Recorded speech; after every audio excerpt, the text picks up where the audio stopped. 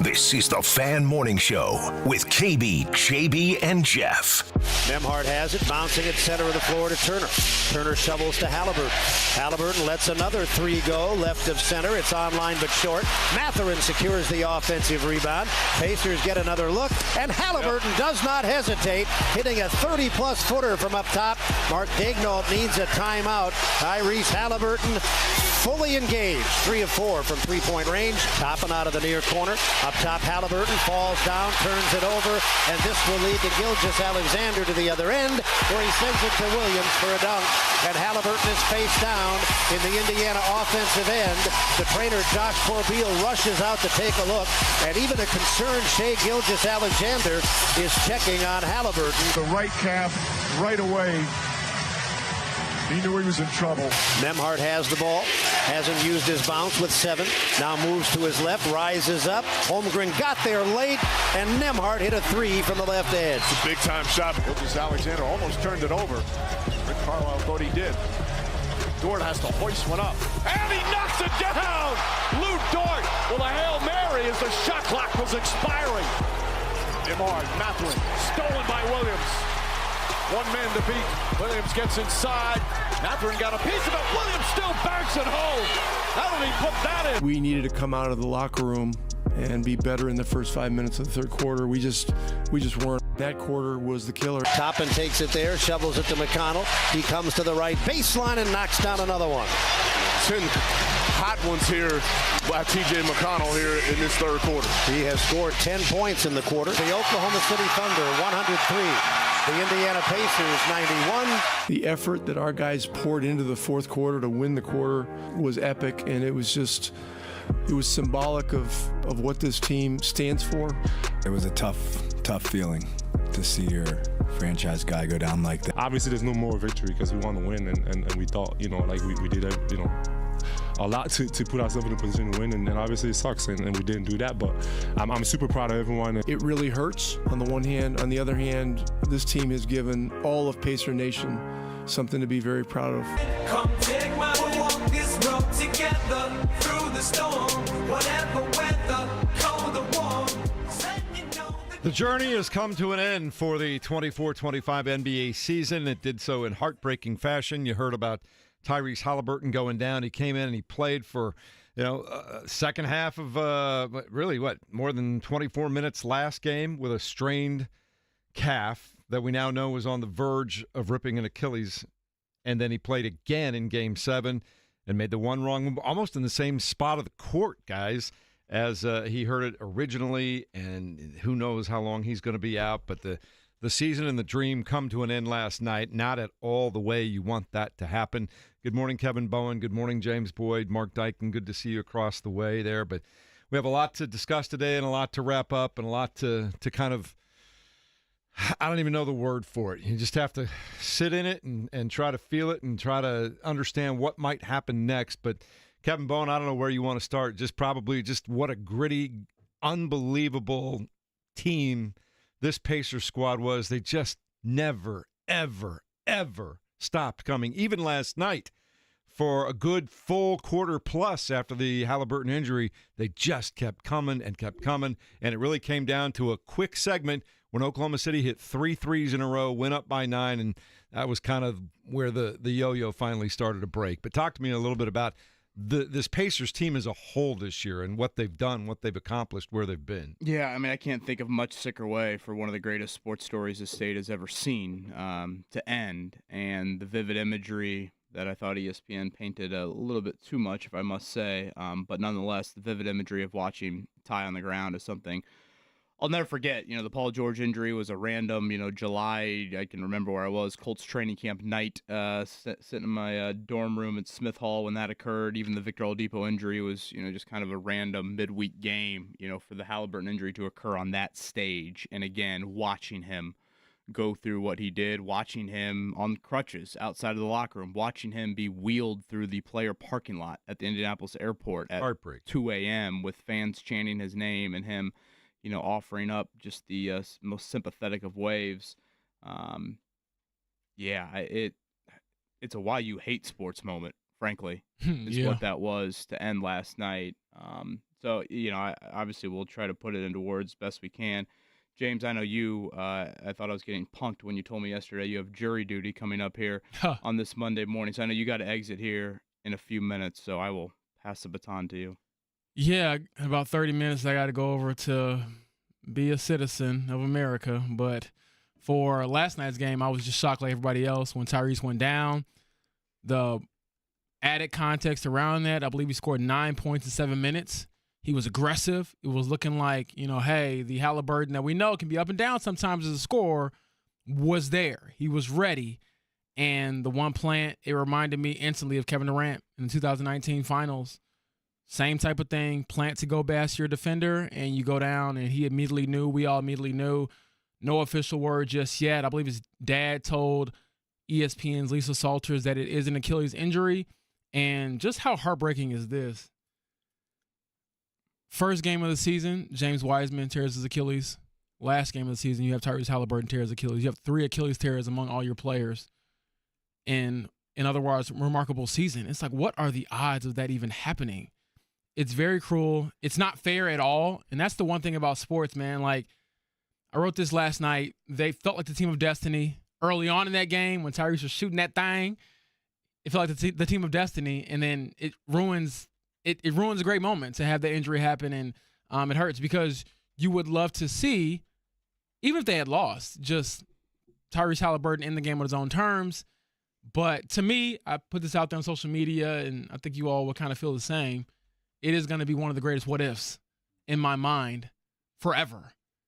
And not in a sympathetic way, because like I said, if they lose the game, whatever. But it's like, how long can you stay tethered to a team like OKC when you lose your best player that early in the game? Like, had that injury happened in the fourth quarter, maybe they hang on and win. But I think when he went down, at least myself, I knew eventually this team's probably going to crack because they don't have their main guy. And the fact he was shooting it as well as he was, man, is why it's even more of a greater what if. Because, like, what kind of performance was he going to give us had he been fully healthy? It was just a complete gut punch the rest of the game. Yeah. Like, oh. Yeah, I think Mark Boyle said in very Mark Boyle fashion, fully engaged is how he described Haliburton there early on. Even the play he gets hurt on, it's him driving to the hoop, you would think, for some sort of whatever, floater layup or to make a play there. And I think with this big picture story of the season, you have 2 what-ifs. Obviously, you have the what-if of last night, but you also have the what-if of the end of Game 4.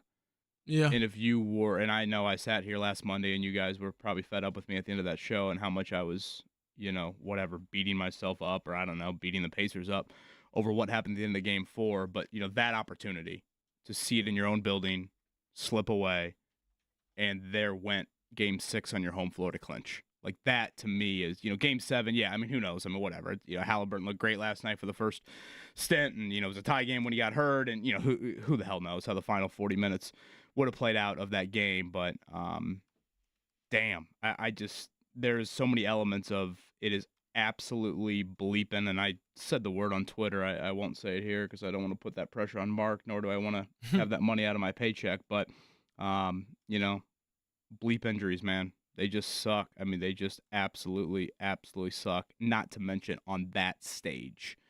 That, to me, just takes it, times a million. Yeah, I do want to point out, shout out to TJ McConnell, who almost tried single-handedly in that third quarter to keep this team in it. Yeah. His ability to continue to get to the rim and to find baskets and to hit jumpers. I think he had 12 points. I think he had 12 Indiana points in a row in that third quarter at some point, didn't he? Yeah, he was balling. When they got to within 4. He was the reason they got to within 4. And my thing is, I know people were kind of upset with some of the turnovers that he had, but when you're trying to just do too much, I don't say this in a bad way, but he's trying to compensate for the loss of their guy. Yeah, I mean, this was the conversation we had late last week when we debated Ty playing in Game 6. It's if all of a sudden, if he is not playing, TJ McConnell played the most minutes he played all season last night. The dam's going to break, right or wrong. Like, it's just going to break. And, when Lou Dort now can slide over to McConnell or can slide over to Nembhard and Cason Wallace can play the other guy, you just aren't going to get peak level of TJ McConnell. And, again, I just thought it all started to snowball big time in the third quarter. And, I find myself in a weird spot of like, how critical do you be of other Pacer players today? Just because I can only imagine, frankly, I can't imagine, to be honest with you, how jarring that must have been to watch Ty go down like that. But the starting group, not named Tyrese Haliburton, oh man. I mean, that 4-man grouping, just a dud. You imagine at the start of the night saying, hey, McConnell and Mathurin will give you 40 off the bench. 40 off the bench. That's a dream. Look at what Shea shot at last night. Look at what Jalen Williams shot at last night. You imagine presenting that, saying Jalen Williams and Shea Gilgeous-Alexander are going to shoot whatever they were, 15 of 50, and McConnell and Mathurin are going to give you 40 points, but yet those other 4 starters, and again, everything I say today must be met with the caveat of, Tyrese Haliburton's situation there. So it really, just one other, I thought, prevailing emotion that I had watching it. I don't know, maybe because Maddie literally next to me was crying when Haliburton got hurt. It felt like watching a high school or college team walk off the floor. And James, I mean, you have covered high school sports extensively, but like when you go to those playoff games and you watch the players cry and you watch the students cry and you watch the parents consoling players and you watch the coach and the administrators, it felt like that. And I actually did think ESPN did a nice job capturing that for the Pacers at the end last night. McConnell walking off the floor and Karen Atkinson, having to console him, and the Reggie Miller waiting there at the locker room. It's like a movie scene, and Haliburton's on the crutches. And I mean, all of it, it was like, it's not like pro sports to me. And I don't know, maybe if I was in a different market, I would feel this way. But pro sports to me usually don't look like that, don't feel like that at the end of a season. And I felt that watching it last night of, this is not just a normal end of the year. This is it's Friday Night Lights for Permian, if you will. Yeah. And just kind of watching how that game and how this season unfortunately ended, because it is a season that's one of the greatest sports stories our state has ever seen. We'll be talking about it all morning long, and we certainly want to hear from you and let you get your emotions and thoughts and feelings out, and just talk about what this team meant to all of you and what it meant to all of us, what it meant to the city. That was on display for the last several weeks, as this city just became one with this basketball team, and it was a tough, tough way to see it all end last night. All right, we'll continue to talk about that coming up in a moment. We'll tell you about everything else that's going on with the Indiana Pacers now and looking forward. It's the Fan Morning Show. Along with Kevin Bowen and James Boyd, I'm Jeff Rickard, Mark Dykton. We'll talk to you in a moment here on 93.5 and 107.5 The Fan.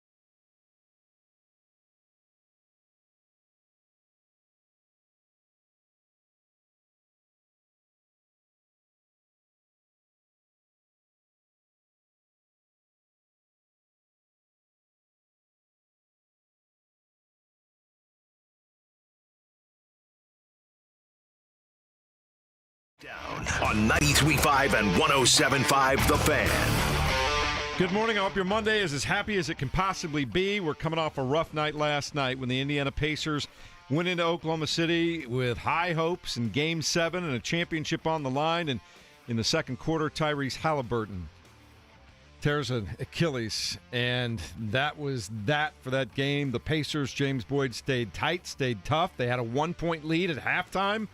And then it all just kind of slowly unraveled in the third quarter. It really wasn't even that slow. There was a point midway through the third where they had gotten to within a whisper of what was going on. But 3 back-to-back threes kind of put that thing away. And the next thing you know, they were playing from behind and never really could quite catch up. Yeah, I believe it was the first quarter, 5:02 mark. Yeah, you're right, mid first quarter. I apologize. Yeah, no problem. Yeah. Look, first quarter, second quarter, it still was devastating regardless. And he went down, and we knew. And it felt to me like Kevin Durant 2019, and as we all kind of said, that was the risk of going out there. He knew that. I don't know if he'll ever regret it. I don't think he should regret it, but it is a painful end to an otherwise great season. Shai Gilgeous-Alexander finished off an MVP season with 29 points, 12 assists, and the Thunder win by a score of 103-91 in Game 7 of the NBA Finals. Jalen Williams scored 20. Chet Holmgren had 18 for the Thunder, and just couldn't really find one guy to completely step up and fill the void. T.J. McConnell tried in that third quarter, as we mentioned earlier, 12 straight points for the Pacers at one point, but it felt like the little Dutch boy just trying to keep that dam at bay for a while. It finally just all came crashing out, KB. Yeah, again, everything should be met with the Haliburton injury in consideration today, but I thought the starting group was really poor, not named Haliburton. I thought all 4 of them really had their issues there.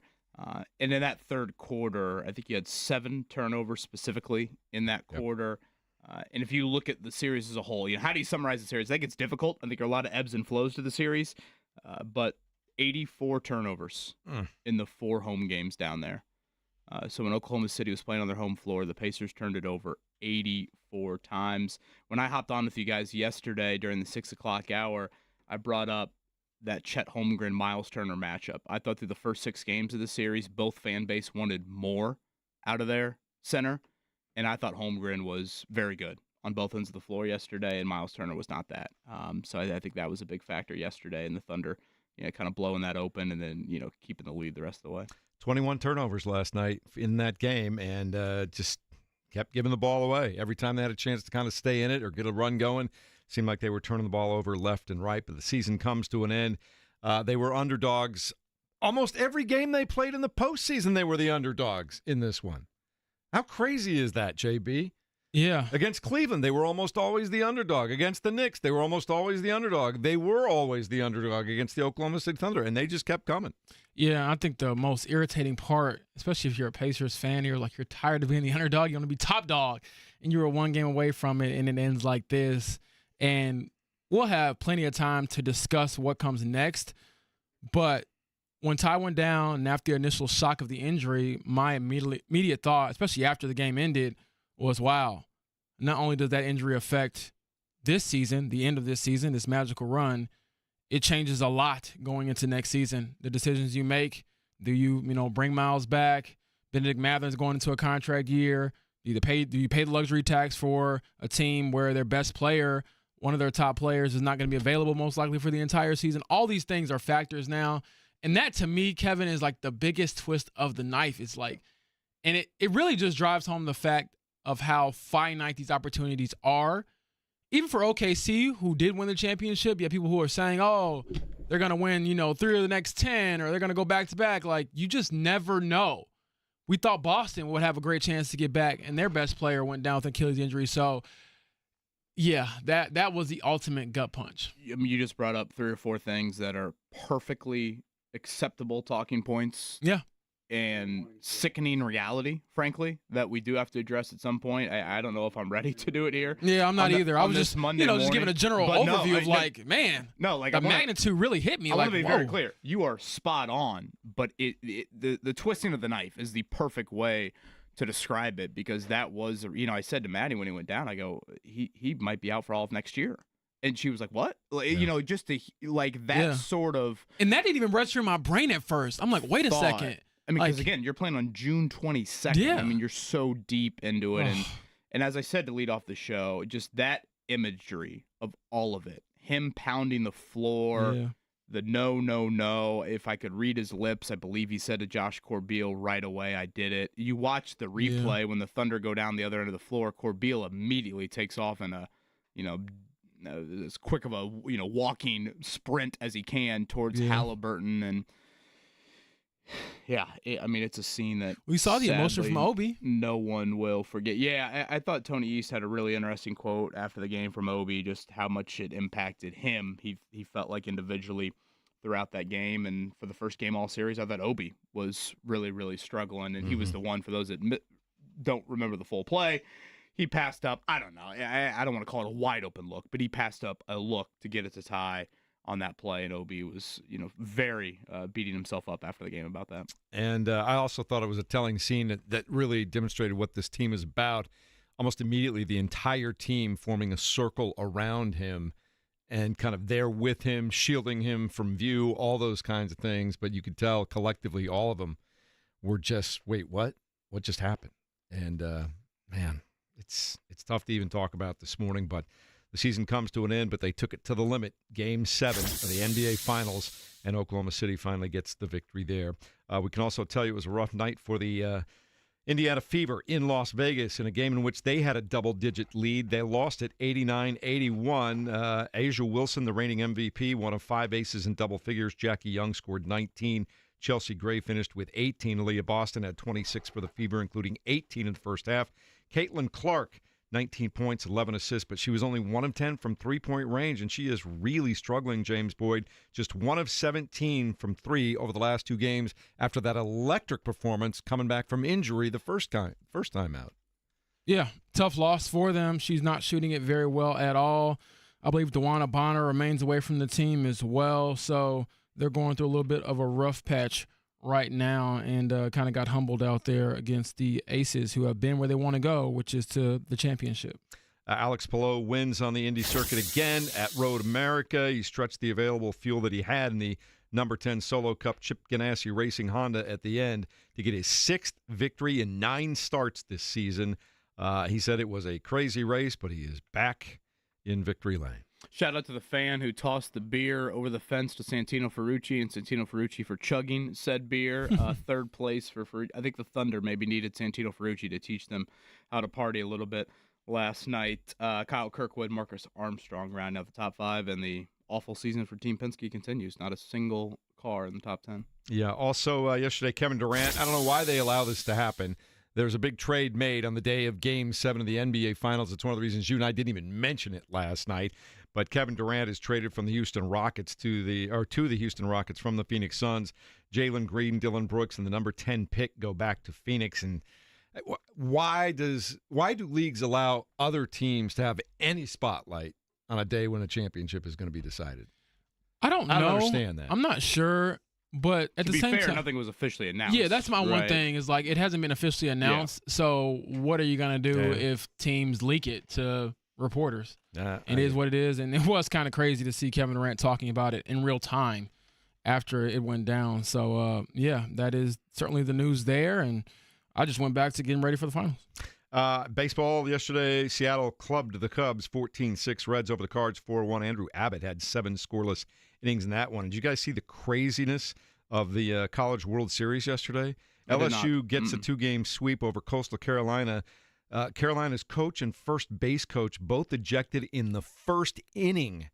The coach was complaining about 3 missed calls that he thought there was really no discussion between him and the umpire. You're not really allowed to argue balls and strikes. I get that, but if you're the home plate umpire, do you automatically go there in the first inning of a College World Series game, or do you say to the coach, hey, coach, chill out. I'm going to give you this one warning. Otherwise, I'm going to have to do something. But do you just automatically throw him out? I don't know what he said. Oftentimes when I see the quick ejection, I'm like, you must have said the magic words. There's only a few of them that we can't say on air. But even in that situation, doesn't the umpire say to himself, hey, I get it. It's a high-stress situation? No, you're not going to cuss at somebody and say certain words and get away with it. That's just a reality of the situation. And unfortunately for him, it ends in that fashion. And otherwise, the game itself was pretty pretty exciting. I did stay up and watch the highlights because I was Wired. probably as wired as everybody else and just didn't go to bed. Yeah, sleep did not come until well after 1 o'clock in the morning last night for anybody. I don't want to tell you what time I went to bed, was tough. but I'm here.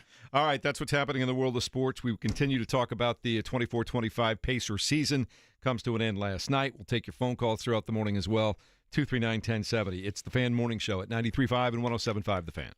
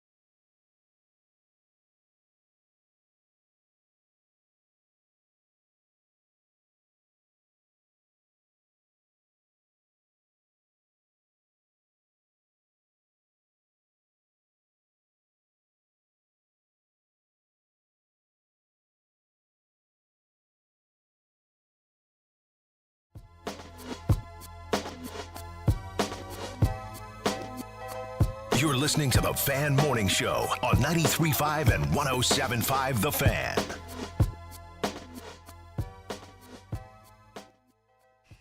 Good morning. Hope your Monday's off to a decent start, best as it can be after the events of last night. James Boyd is off to jury duty at this point in time.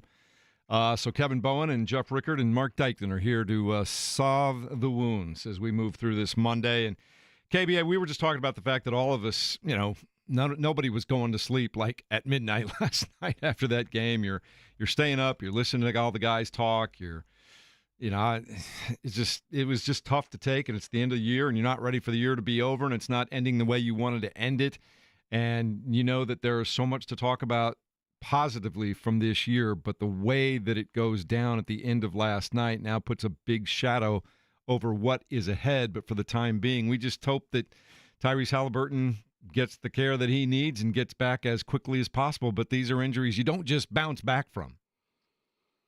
Yeah, there's an element, Jeff, where it's really hard for me to even go big picture today. I don't know. I'm not ready to go there yet. I might need a 24-hour aftermath. I think we all know the reality of Tyrese's situation, and we probably don't need to, dive too deep into it today. But yeah, there's just an element last night where it ended, and I sound probably super sappy in it, but it's like you hate that it's over. Like, this team checked so many boxes that, again, I don't think professional sports teams always check. For one, they were good. That obviously is an important box to check. For two, they were entertaining. That's an important box in a lot of people's eyes to check as well. And then the last two, I think, are the cherry on tops, but I think are the most difficult to do. They were super, super likable. That's hard to do. There are not a lot of, like I was saying to Maddie last night, like watching the game, it's like, Bennedict Matherin's craziness is probably the most frustrating aspect of watching the Pacers.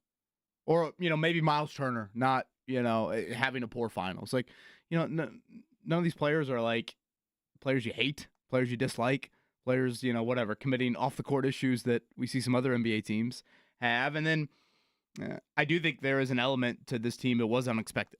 For how great they played ever since January, you still didn't walk into the playoffs 2 months ago thinking we'd be talking about the Pacers on June 23rd.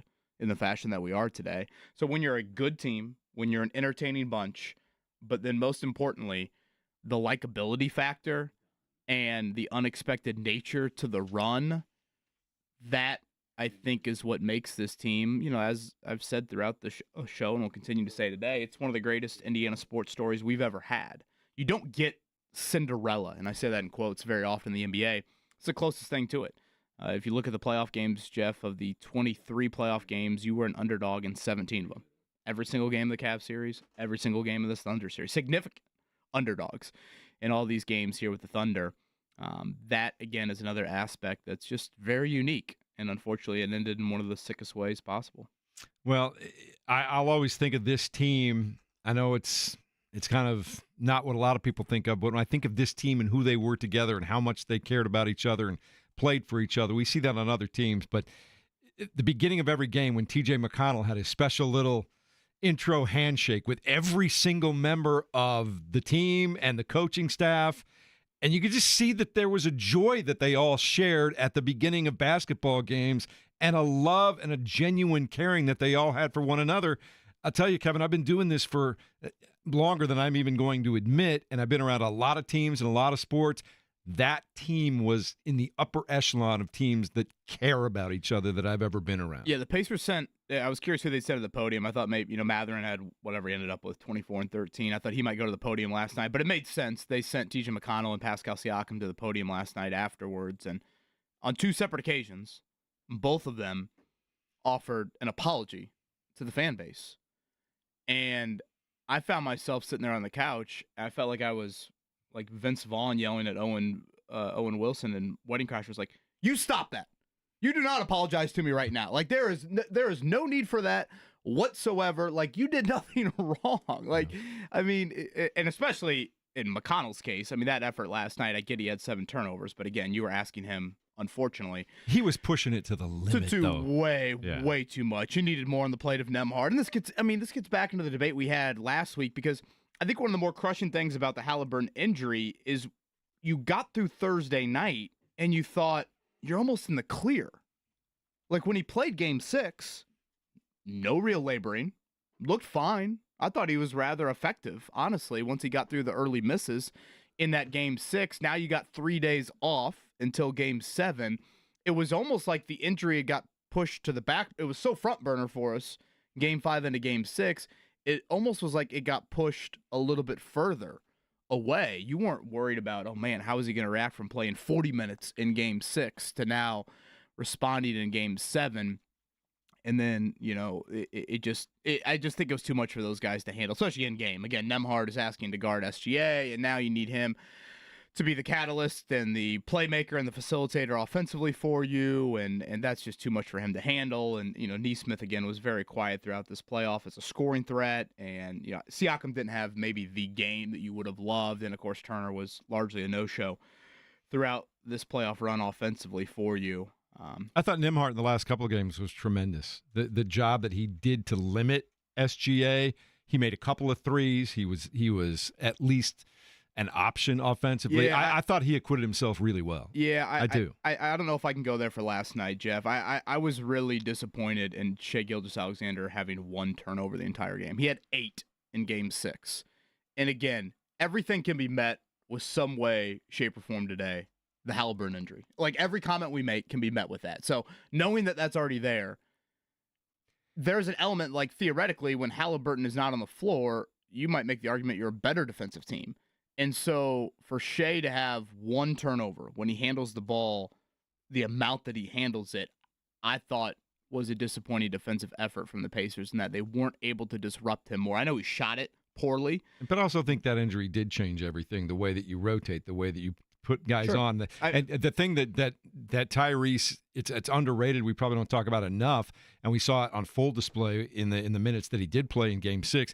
He is long, and he is able to get into lanes, and he's able to get to places because of his quickness that other people can't. And I think that. But what does that have to do with Shai's turnovers? Because defensively, it's not one guy that turns somebody over. Generally, it's the way that they played. If you look at the defense that they used and how they changed things up completely, which you and I talked about on the phone yesterday in Game 6, it's an amoeba team kind of thing.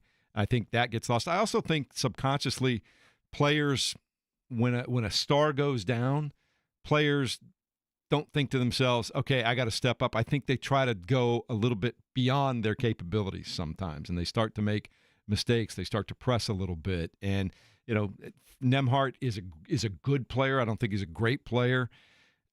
I thought there were a few moments where he and TJ were the guys keeping him in it last night, because where else was the cavalry coming from? I mean, I'd throw Mathurin into that mix. Yeah, for a minute, yeah. And then, the other aspect, too, that I was, again, disappointed by last night, I just thought the Thunder kept some extra possessions alive that were really crippling. I thought Chet Holmgren thoroughly outplayed Miles Turner, and I thought Lou Dort, I shared this conversation with you yesterday, and it probably will only resonate in our market, but you think back to the 2006 Super Bowl and for how great of individual players were on that team. Hall of Famers in Peyton and Reggie and Marvin and Dwight and Robert. You get into games like that, and it's Dominique Rhodes. It's Kelvin Hayden. It's Joseph Adai. And last night, I thought Lou Dort was one of those players. Yeah. Like I thought the Pacers, and obviously when the Haliburton injury happens, everybody gets thrown up the ladder to have more on their plate. But I thought Dort, he made that bull the shot clock beating long three. That was the backbreaker, don't you think? Every Dort 3 that he shoots, I'm thinking to myself, that might go out of the arena.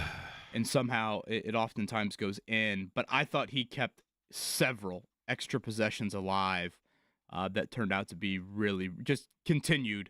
No, you're not going to make another historic comeback. And Caruso's defense was on display again last night. Caruso was great all series. I mean, he was one of the Thunder's best players. He was so effective, and those early threes he hit. That was ugly early on. That was a hammer of the under game. Every time you get to Game 7, it's hammer of the under. And I thought Caruso gave Oklahoma City some early life when both teams, especially them, I thought were struggling to throw it in the ocean. All right, let's go to the phone lines and take the pulse of Pacer Nation this morning. And there is still a pulse, I guarantee it. Let's go 239-1070 and talk to Don this morning first off. Don, good Monday morning. I'm just going to let you go, man. Thanks for being here. Appreciate you.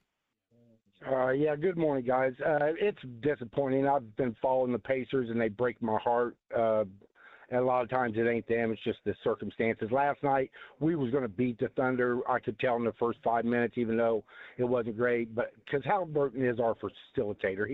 He runs us, and our defense works off our offense. So it's just a trickle-down effect. So it's very, very disappointing. I still say we got to keep Matherin. I was watching him big time last night. He's a brute out there. He's got to calm that down. But he is a force once he calms down and grows up. My thing is, I love Miles Turner. Love him. He's 7'4". He's got the outside shot when he's not cold and going through a drought. Somebody needs to work with him on the offseason, teach him to post up so he can add that to his game, because that dude should get 10 points under the basket every night. Easily. He's 7'4". He's got to learn how to post up. Even though the game's changed, it still remains the same. When you're 7'4", you're under the basket, you post up with a sky hook like back in the day, Rick Smith, Ewing. If we get that from him, I think our team's going to be just fine. And Haliburton, I don't believe his injury is going to be as bad as what everybody thinks. I think he'll be back next year. I don't believe it's a full-blown Achilles. That's just from what my observation was. We'll wait on the MRI and hear it from them. All right, guys, have a good Monday. Sorry it ended like that, but there's always another year. All right, thanks, Don, very much. And talking about Miles, I think we all love Miles, but he's also 10 years into his career. The game pretty much is what the game is. What do you think Miles can do at this point in his career to take it one step further, KB? Well, if Miles is 7'4", I think I have a six-pack. Let me start there. Don, thank you for the call. Yeah, they kept referencing that last night during the game, by the way. Yeah, I again, I don't know if I'm fully ready for the big picture stuff, but Don asks the question or brings it up, and you bring it up, so I guess I will entertain it. The prevailing big picture thought I have leaving last night is, what does that injury do to you? Yeah, and just the next year. Because Don, again, if it is a torn Achilles, and if he is going to be out for all of next season, I'm not saying that I agree with this thought, but what have we always heard from the Simons? The very little that they've talked about this, but when they have talked about it, they have made it clear that if we feel like there's a championship window, we will go into the luxury tax. Well, if you think Tyrese Haliburton is not playing basketball for you next year, do you call that a championship window? That is a big picture question that I do have. Well, we've got all week to talk about big picture stuff. I really want to focus on this iteration of the Pacers and what they accomplished this year, how they came together. And I go back and say this again. And when they write the story of this whole season, Kevin, this team was, I don't know what it is. I'll have to go back and look later today when I have a bunch of time to go research it. But they ended up playing, I don't know, 23 games in the postseason? Yeah, 23. 23. How many of those games were they under? Yeah, 17. 17 of the 23? The only times you were favored in the 3 Milwaukee home games, and you were favored in the 3 Knicks home games. Those were the only – you were an underdog in every game of the Cavs series, and you were an underdog every game. I mean, this series you were a very significant underdog. And again, I think all of this, when you add all it up, this is why it hurts so much. And of course, the Haliburton injury. But – you got too close. Even last night, when Nembhard hits the left wing 3 to end the first half, you got too close. I mean, you're up 1. You are thinking you've weathered this storm. Now everybody can kind of reset at halftime, whatever. And I get that the third and the fourth quarter, you never really got close. But it was a tease at the biggest moment of the season as well. To have a halftime lead after everything that had happened, I think it just kind of contributed to it even more to get to the Game 7. So, again, I tweeted last night, and I hit on this last Monday, and I'll probably hit on it a lot. To me, the what if, yes, the Haliburton injury, but you knew there was a risk factor. We talked about it with Scott Agnes last week. I thought Scott brought up some very notable stats. Unfortunately, they played out. He had mentioned that there had been 23 guys that had calf injuries this season. 22 of them had sat out time, and the average time missed in the postseason was 6 days. So Haliburton was doing something unprecedented in what he was attempting to do. I go back to the conversation we had with Rick Carlisle last Wednesday. Said it to Rick, Coach, I apologize. I got PTSD, but do you factor in the long term here? And again, all of this ended up playing out in the manner that it did. But for me, the what if, as much as the Haliburton injury will be probably the singular theme and the image of it will be how we will largely remember the end of this season. I just go back to the end of Game 4. And it's sitting on a platter for you in your own building, a double-digit second-half lead, a lead with 4 minutes to go. You come back from that media timeout, you've got the lead, it's late shot clock, Shea hits a three, and then you go iso ball the rest of the game. And as soon as that ended the way it did, it was tough. I just thought it was too much of a mountain to climb. I do want to point out one other thing about Ty that, I think a lot of us, and maybe to even myself to a certain extent, thought, okay, he weathered the storm in Game 6. Ty's going to be able to finish this series. But I did look down right before the game last night and see that he was listed as a game-time decision, Kevin. I think we all knew he was going to play, but just officially, they did put him as a game-time decision last night. Oh, did I didn't even see him on the injury report, happened to honestly. see that later. So, anyway, let's go to the phone lines at 239-1070. Chuck joins us next here on this Monday morning. Good morning, Chuck. You are on the air. Thanks for calling in. Hey, guys. We're on our way back from Oklahoma right now. Me and my daughter went to the game. And I'm just telling you from being there, before Reese went down, that crowd could feel it. He was on fire. We were going to win that thing.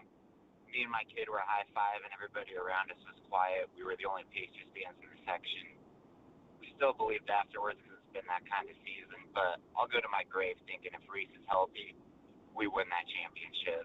That's all I got. Thanks. I appreciate it. One thing we do know, he came out on fire. Yeah, he came out on fire, KB. Seemed like a lot of gold in the arena.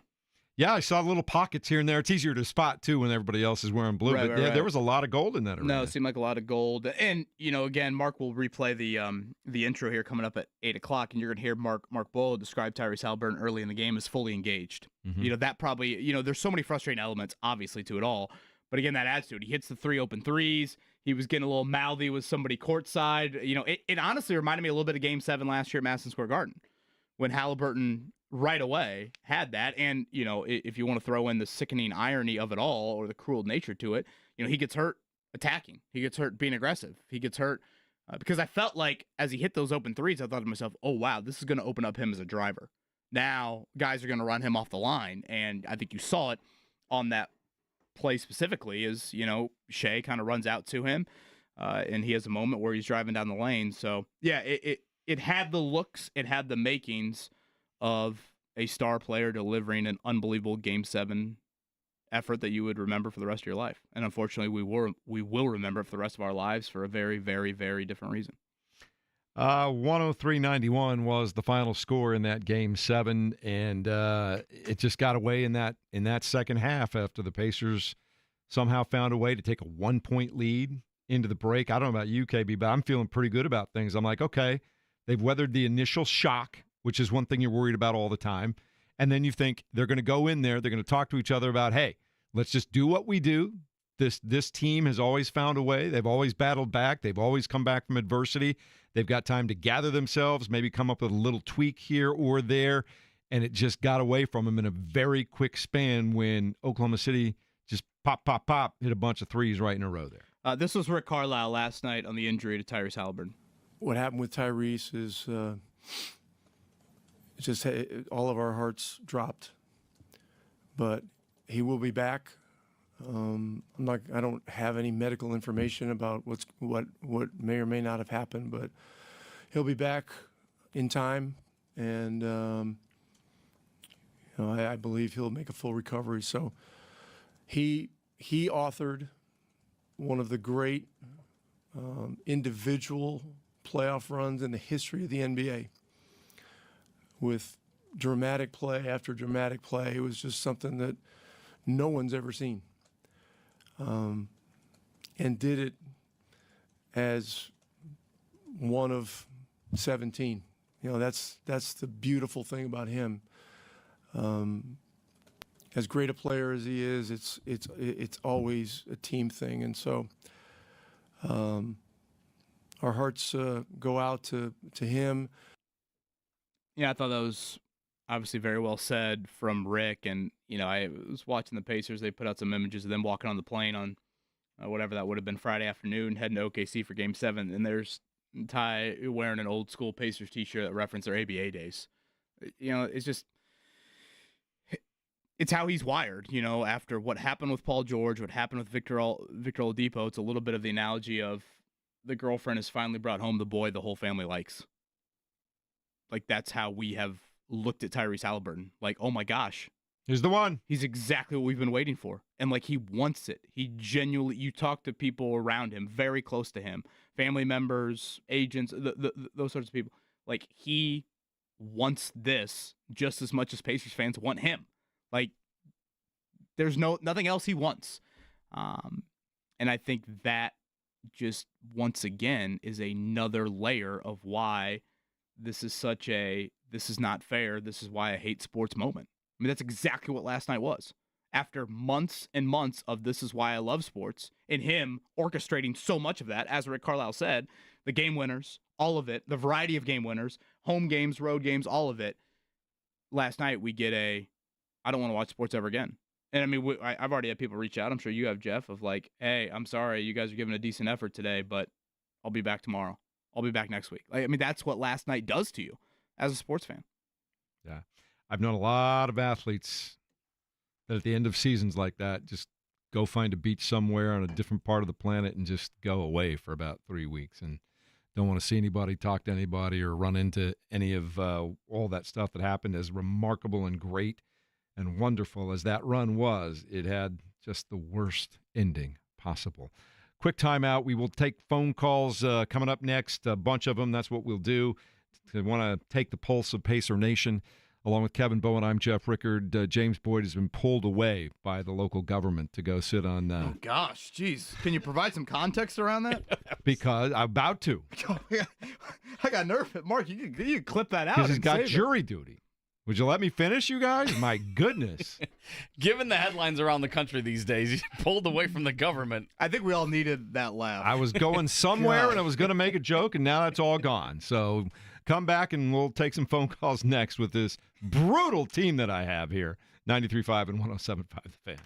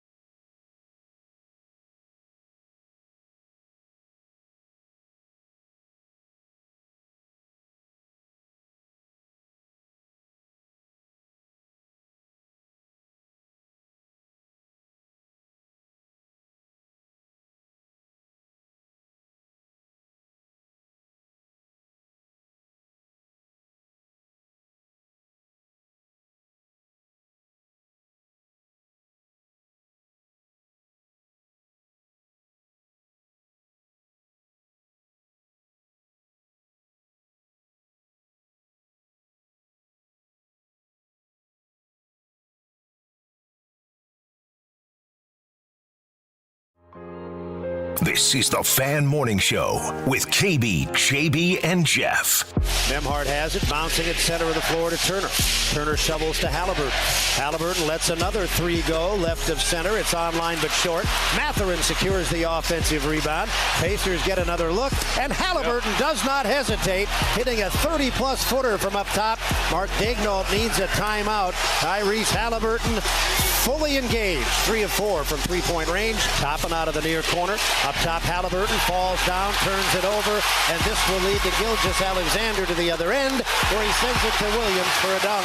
And Haliburton is face down in the Indiana offensive end. The trainer, Josh Corbeil, rushes out to take a look, and even a concerned Shai Gilgeous-Alexander is checking on Haliburton. The right calf right away. He knew he was in trouble. Nembhard has the ball, hasn't used his bounce with 7. Now moves to his left, rises up. Holmgren got there late, and Nembhard hit a 3 from the left edge. It's a big-time shot. Gilgeous-Alexander almost turned it over. Rick Carlisle thought he did. Dort has to hoist one up, and he knocks it down! Lou Dort with a Hail Mary as the shot clock was expiring. Nembhard, Matherin, stolen by Williams. One man to beat. Williams gets inside. Matherin got a piece of it. Williams still banks it home. How did he put that in? We needed to come out of the locker room and be better in the first 5 minutes of the third quarter. We just weren't. That quarter was the killer. Toppin takes it there, shovels it to McConnell. He comes to the right baseline and knocks down another one.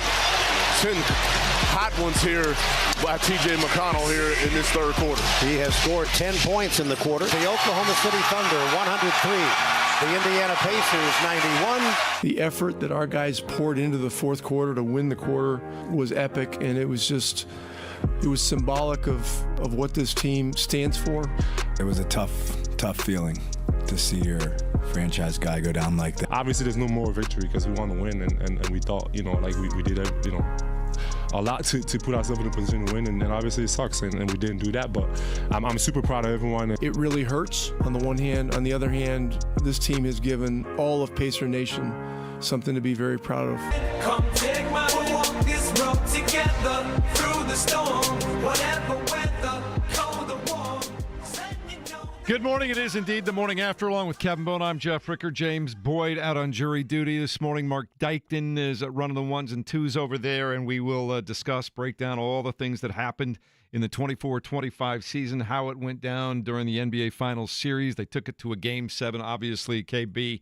The thing that we'll all talk about and the turning point for an entire season came in the final game of the year when Tyrese Haliburton goes down with that strained calf that could be something a lot worse. We'll find out a little bit later on today. Was not able to return to the game, and as gutty as they were at the rest of the way, the rest of that first quarter, the rest of the first half, taking a 1-point lead into the break, it just kind of slowly got away from them in the third quarter, and you felt like you were just running in slow motion and couldn't keep up.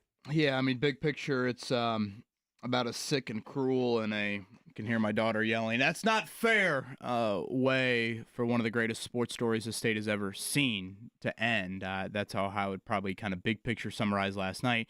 If we do want to get into the nitty-gritty of the 48 minutes, yeah, I mean, the dam broke in the third quarter. I mean, when OKC hit those 3 threes in about a 90-second period, that coupled with all the turnovers. You had 7 in that quarter itself. And again, this is a conversation, Jeff, we had a little bit more Game 5 to Game 6. If Tyrese doesn't go, how much more can Andrew Nembhard and T.J. McConnell handle?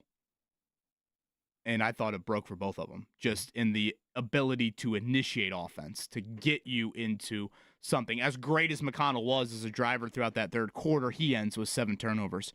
And he played the most minutes he had all season long. And I just thought your 4 other starters, with the obvious caveat of they watch their star player suffer a serious injury on the floor, with the obvious understanding, acknowledgement of that, I thought all 4 of them you needed more from. Nembhard, Nesmith, Siakam, Turner. I mean, you got 40 combined from McConnell and Matherin. And, I really needed Pascal to step up in that second half last night. Certainly. And I'd probably throw Obi into that group as well with those starters because he had been so consistent, even in games down there. He had been really good in this series. But, yeah, it just broke. Does this also shine the light, though, on the one of the things that's great about Tyrese Haliburton is how he elevates the game for everybody else just by all the things that he does?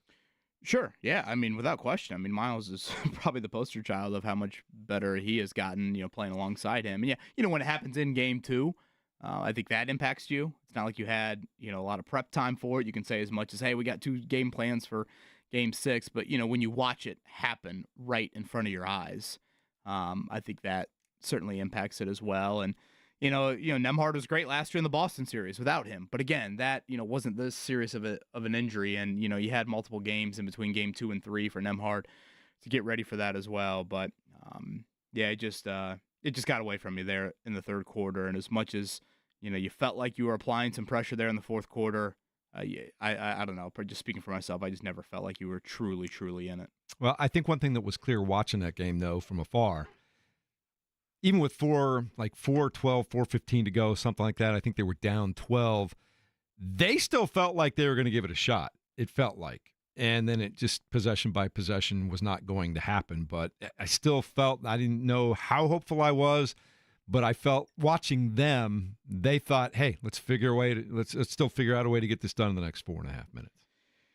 Yeah. And maybe that's just me being wishful thinking. I mean, that would have been the ultimate movie scene. I mean, it was the definition of resiliency all season long. And you know what? It was on display again. And for that 15-minute halftime, when Nembhard hits that deep left wing 3, you thought to myself, oh my gosh, are they about to have another chapter in what has been a season? Because they've made us believers in that, right? Unforgettable chapters. Yeah. And that's what I think makes this team so special. It's the analogy I've said quite often here throughout this playoff run is, Mark, it probably speaks to you in a baseball analogy more than anyone of, again, they get the timely 2-out hit. They get out of the big-time 8th inning jam.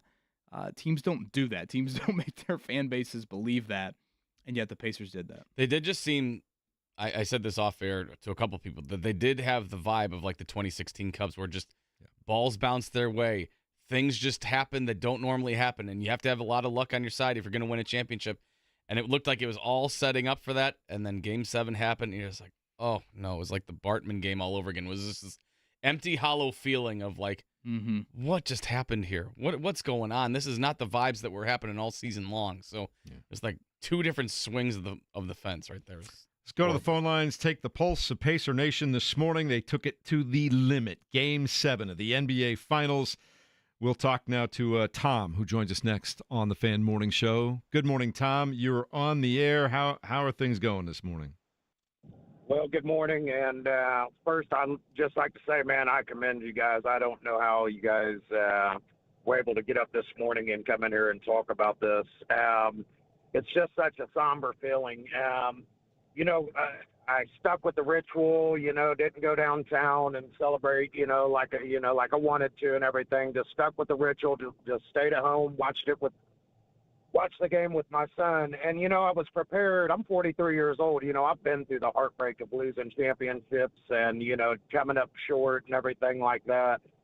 To have to hold my sobbing 14-year-old son in the first half of that game because the reality sunk in of, man, it became bigger than the game. And yes, we watched it till the end and, everything, but you could feel it, man. And, there's the old cliche in sports, well, we'll get them next year. Well, with this injury, man, it just doesn't feel like we're getting a fair shot. We can get them next year. It changes everything. And I know you guys are not wanting to talk about long term, but man, that injury really did affect the long term, man. And, I like I said, I was prepared to hold my son sobbing if we lost the game 7, but I wasn't prepared to do it because we just lost Hallie for a year.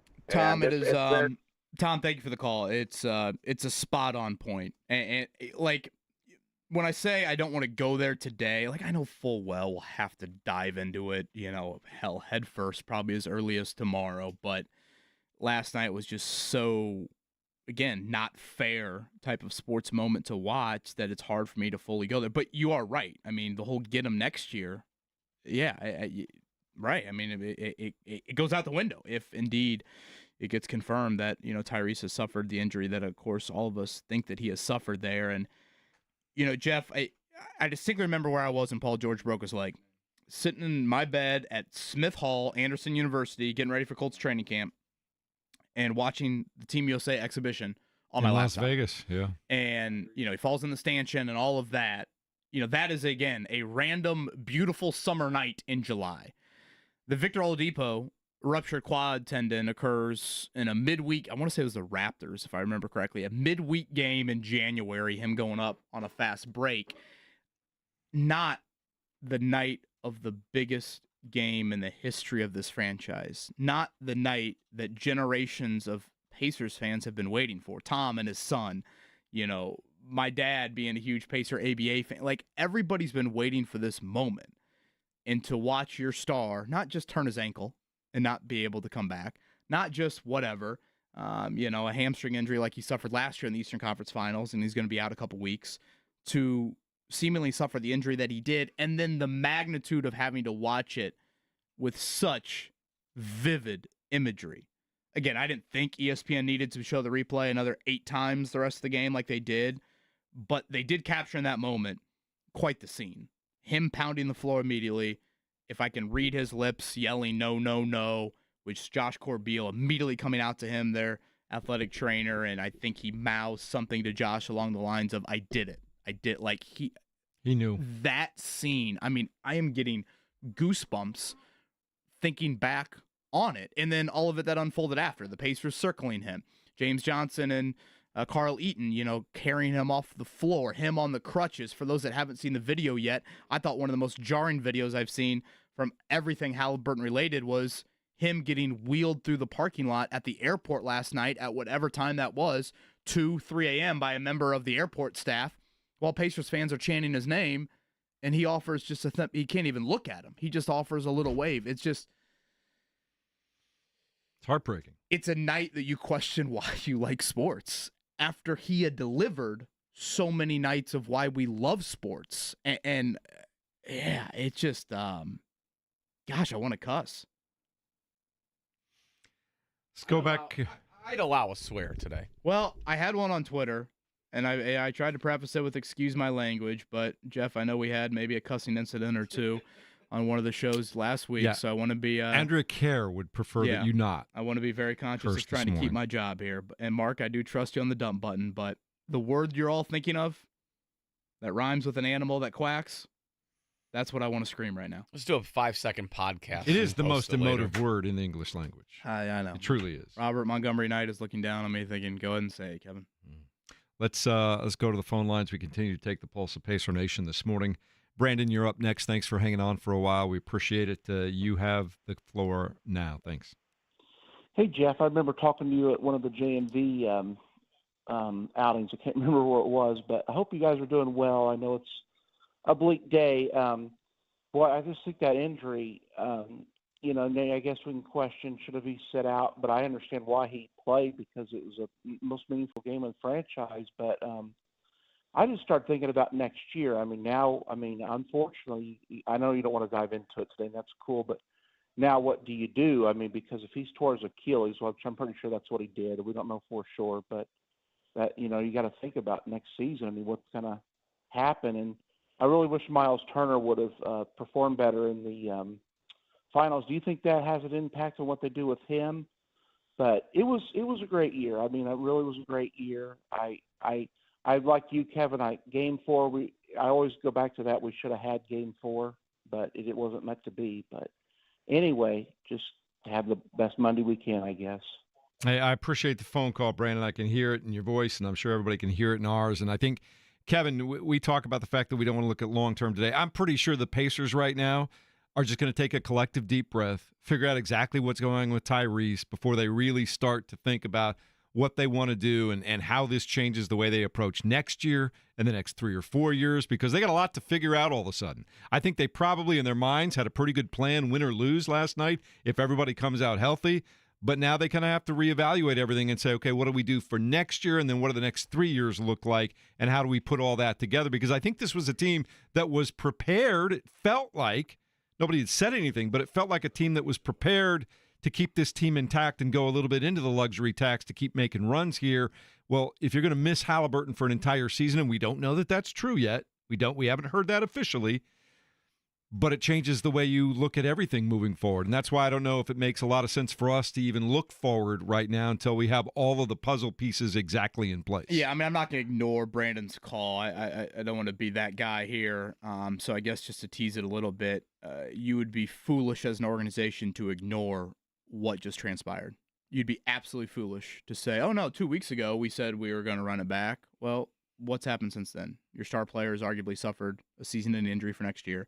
And the guy that you had all, the uncertainty about for next year, I don't think you can ignore how he played in the finals. And those two combined, I think that's really important to factor in.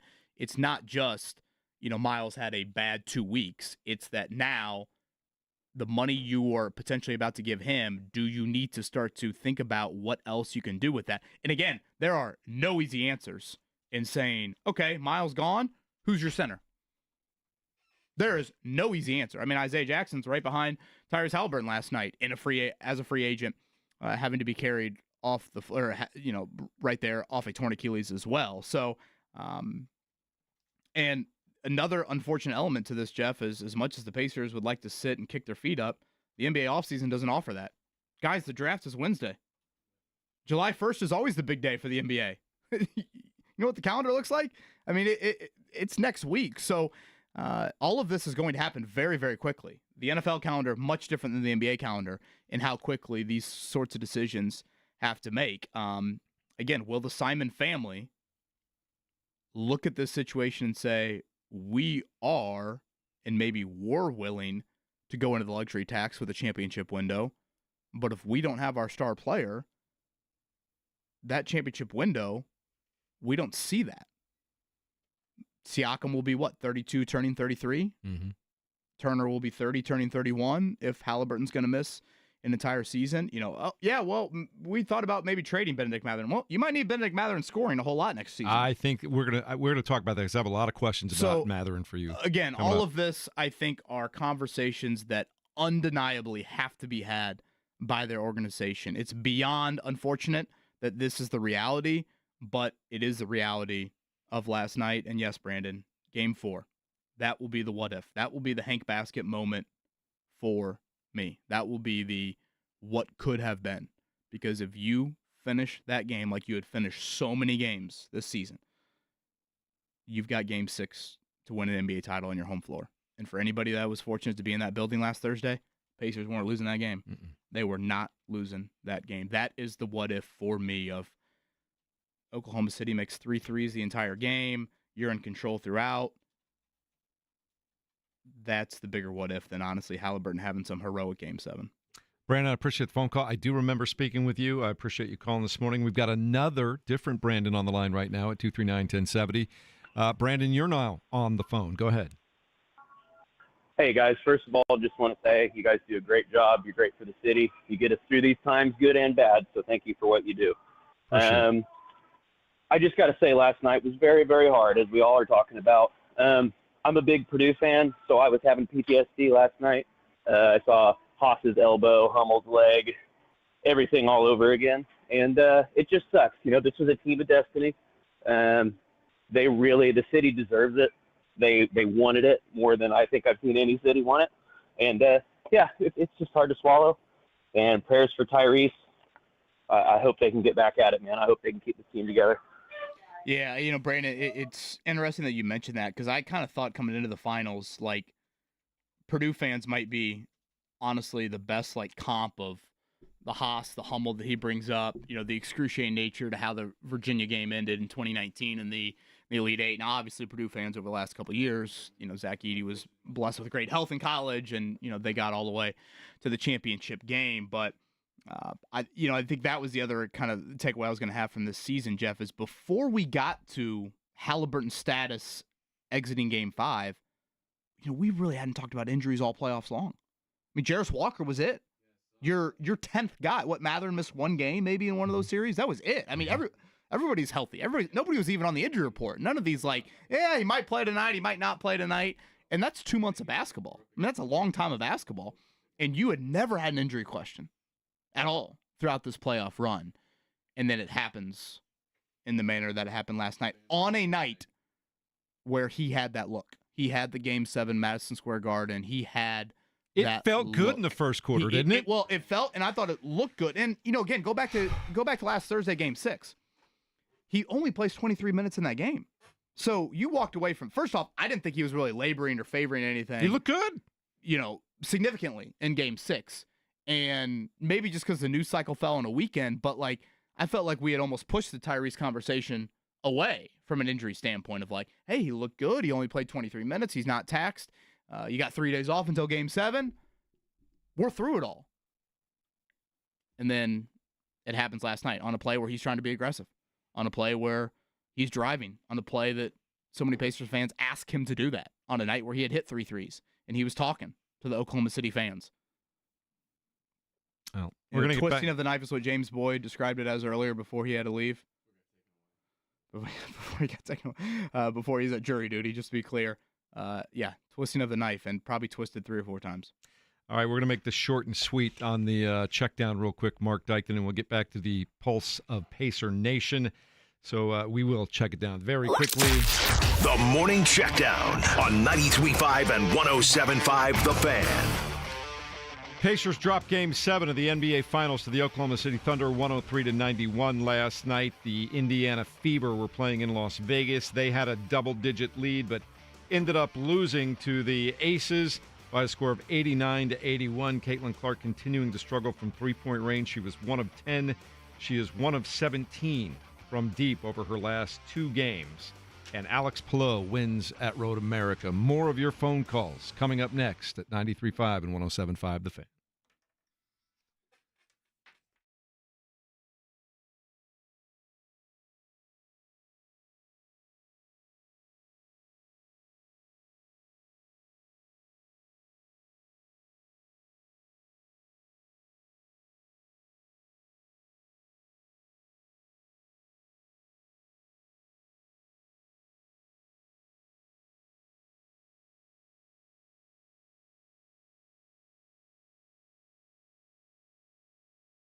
Universal Windows Direct, they're ready to help us out, and Lord knows we need it today on this Monday. Here in the month of June.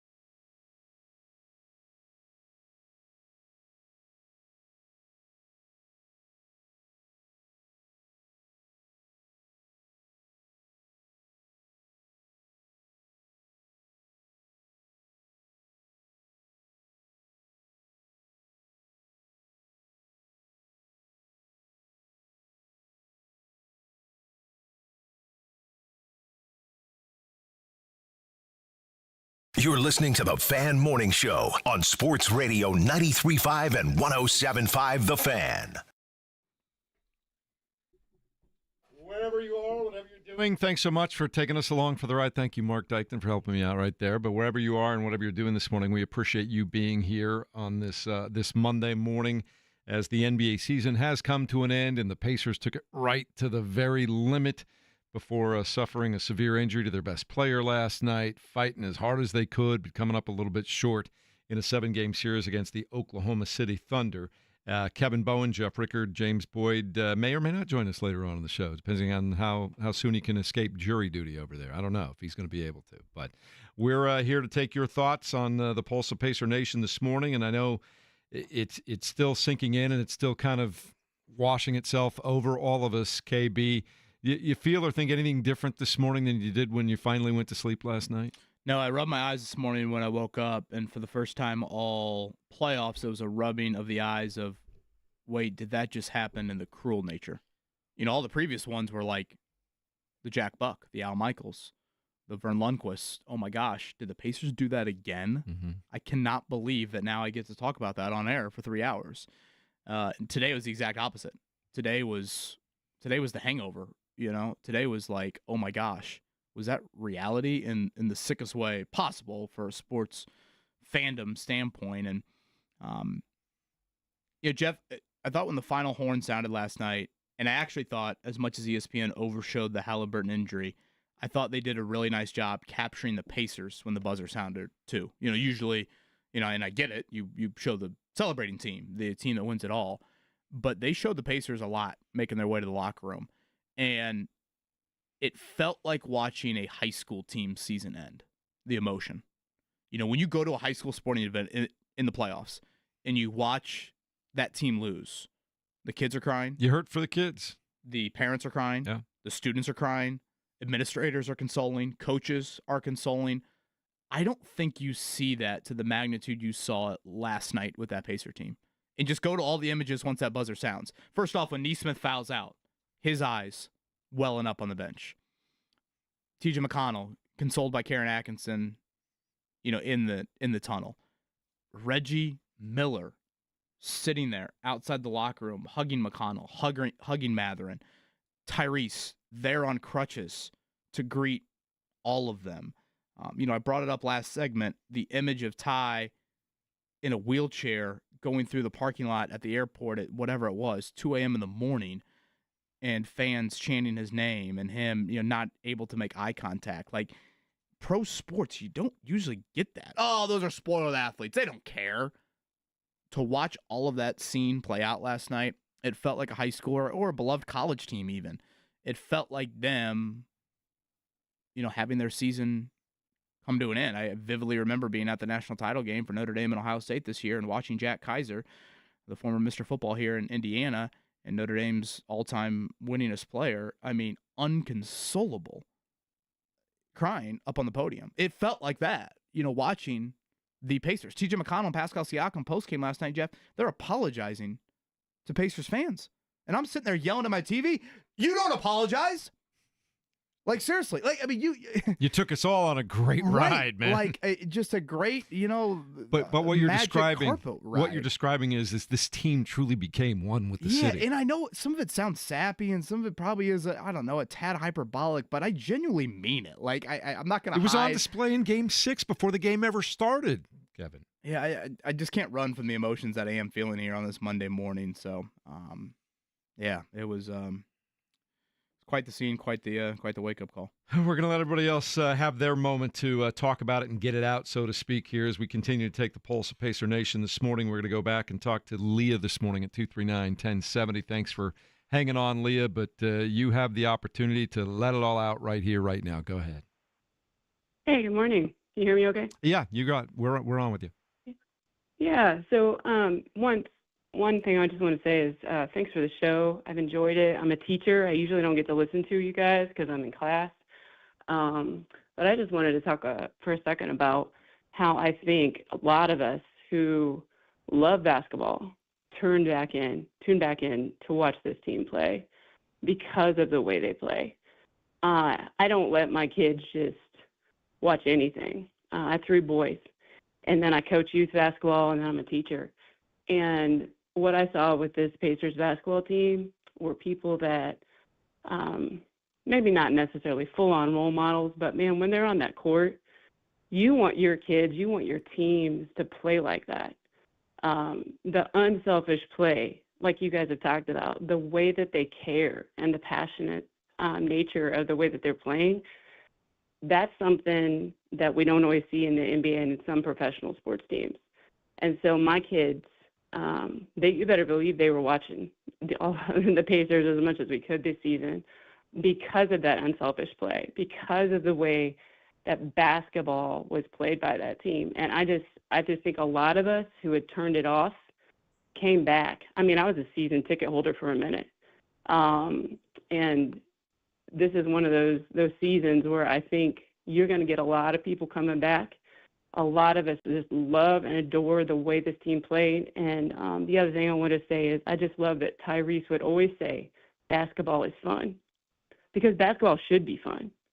And that's the 2 things that I'm going to take away from this season is that we had team ball and we had people who made basketball fun. And that's all I got. Man, what a heartbreaker. But at the end of the day, Purdue fans always say ever faithful, ever true. And I feel like that's how a lot of us Pacers fans are feeling.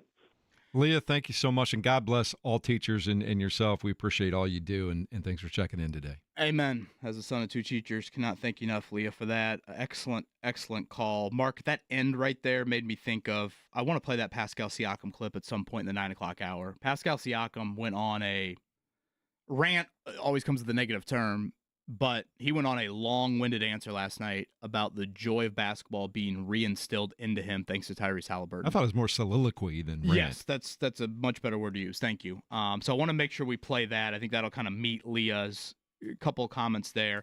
But when she got into the coaching aspect of it, Jeff, I thought about this when I was lying in bed last night. I couldn't sleep.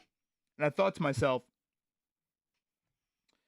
when you have local youth coaches moving forward, they're going to say in their huddles, let's play like the Pacers. And it's not just the, hey, you guys watch their games and they're the local basketball team. They're going to genuinely mean it. Share the basketball like the Pacers, but also fight like hell like the Pacers. The resiliency, the never give up, the never die attitude. That now is an absolute poster child role model for our youth. And when you start to get into, again, boxes to check as a sports fan, like, I don't want to be overly dramatic. Obviously, people care first and foremost about, are you good? Like, that is the first and foremost thing. Are you good? Secondly, are you entertaining? Well, this Pacers team, wildly entertaining. But then when you get to 3 and 4, the 3 and 4 boxes for me, Jeff, that's what separates the teams you truly remember. And for me, 3 and 4 comes down to, are you likable? And is it unexpected? And the likability factor with this team is through the roof. Absolutely through the roof. And the unexpected nature to this is the closest thing we've gotten in the NBA to a Cinderella winning an NBA title. Again, underdogs in 17 of the 23 games here in the postseason. 10 and 15 at one point of this season. Look at the Vegas odds. I mean, never acted like they had a chance throughout. So I think when you add up all of it, it contributes to why this is one of the greatest Indiana sports stories of all time, and why so many people point to, I've never loved a Pacer team like this. I've never loved a team, maybe period, like this. So yeah, I thought Leah was just absolutely spot on. Leah, please enjoy your summer as much as you can, and good luck with the 3 boys. Real quickly, before we take one more quick break, I want to get Martin in. He's been hanging on for quite a while as well. Martin, you're on the pulse of Pacer Nation. How you doing this morning, my man? Hey, not great. The script got flipped last night. So season ticket holder, and we went to the watch party last night, and I'm not sure if you guys brought this up in hour 1 or not. I didn't turn you guys on until 8, but Chris Denary and the job he did at the watch party, it was one of the hardest things I've ever witnessed somebody do, because you got 17,000 people. And you could literally hear a pin drop. I know that's cliche, but you could literally hear a pin drop when when the injury got shown on the video board, and he had to come out and basically say, this is what Tyrese would want us to do, and tried to get the crowd back into it, and then the rest of the night I just kind of felt like I was watching a natural disaster. And, the team's fighting like hell, and they're putting up the sandbags, in the first half, and you think, maybe there's a chance, and then, one bad quarter in the third. But I'm not sure there's been a team or a franchise that has had a worse night in American professional sports that didn't involve a death that the Pacers had last night. When you think of both the short-term and long-term consequences coming together like that, I'm just not sure that there's ever been anything worse than that aside from somebody passing away. So, Hey, real quickly, you were there last night. Real quickly, I got a question for you, Martin. You talk about how clearly the air came out of the balloon when Tyrese goes down. When they had a 1-point lead going into halftime, what was the mood inside the building right then? Holy crap, we still might do it. Yeah. I mean, 24 minutes for forever. That was the mood. It was don't turn the ball over, hit some threes, and you can hang a banner. And that's what Oklahoma City did, and that's why they're the ones hanging the banner. All right. Thank you very much, Martin. I appreciate your phone call. We'll get to some more phone calls in a moment, and we have some uplifting good news to share with everybody, at least as far as the show is concerned. And we'll tell you about that next on 93.5 and 107.5 The Fan.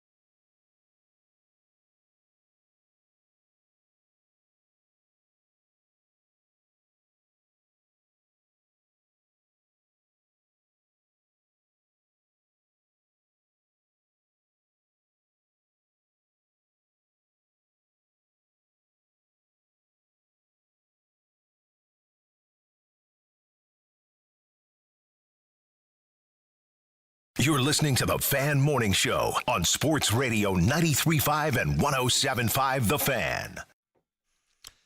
It is a Monday. Thanks for being here with us here on 93.5, 107.5 The Fan. It is the morning after the 24-25 NBA basketball season in which the Pacers pushed it right to the very edge. They lose their star in the first quarter of last night's Game 7 with the Oklahoma City Thunder.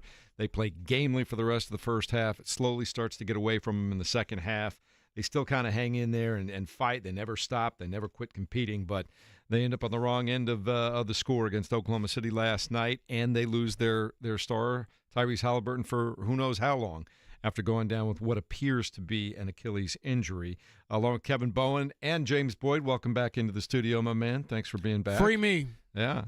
Mark Dykton there taking care of business on the other side of the glass. I'm Jeff Rickard, and we'll take some more phone calls here and continue to take the pulse of Pacer Nation here as a magical season just comes up that much short. It's hard. It's hard this morning. I'm not going to lie, James. It's hard.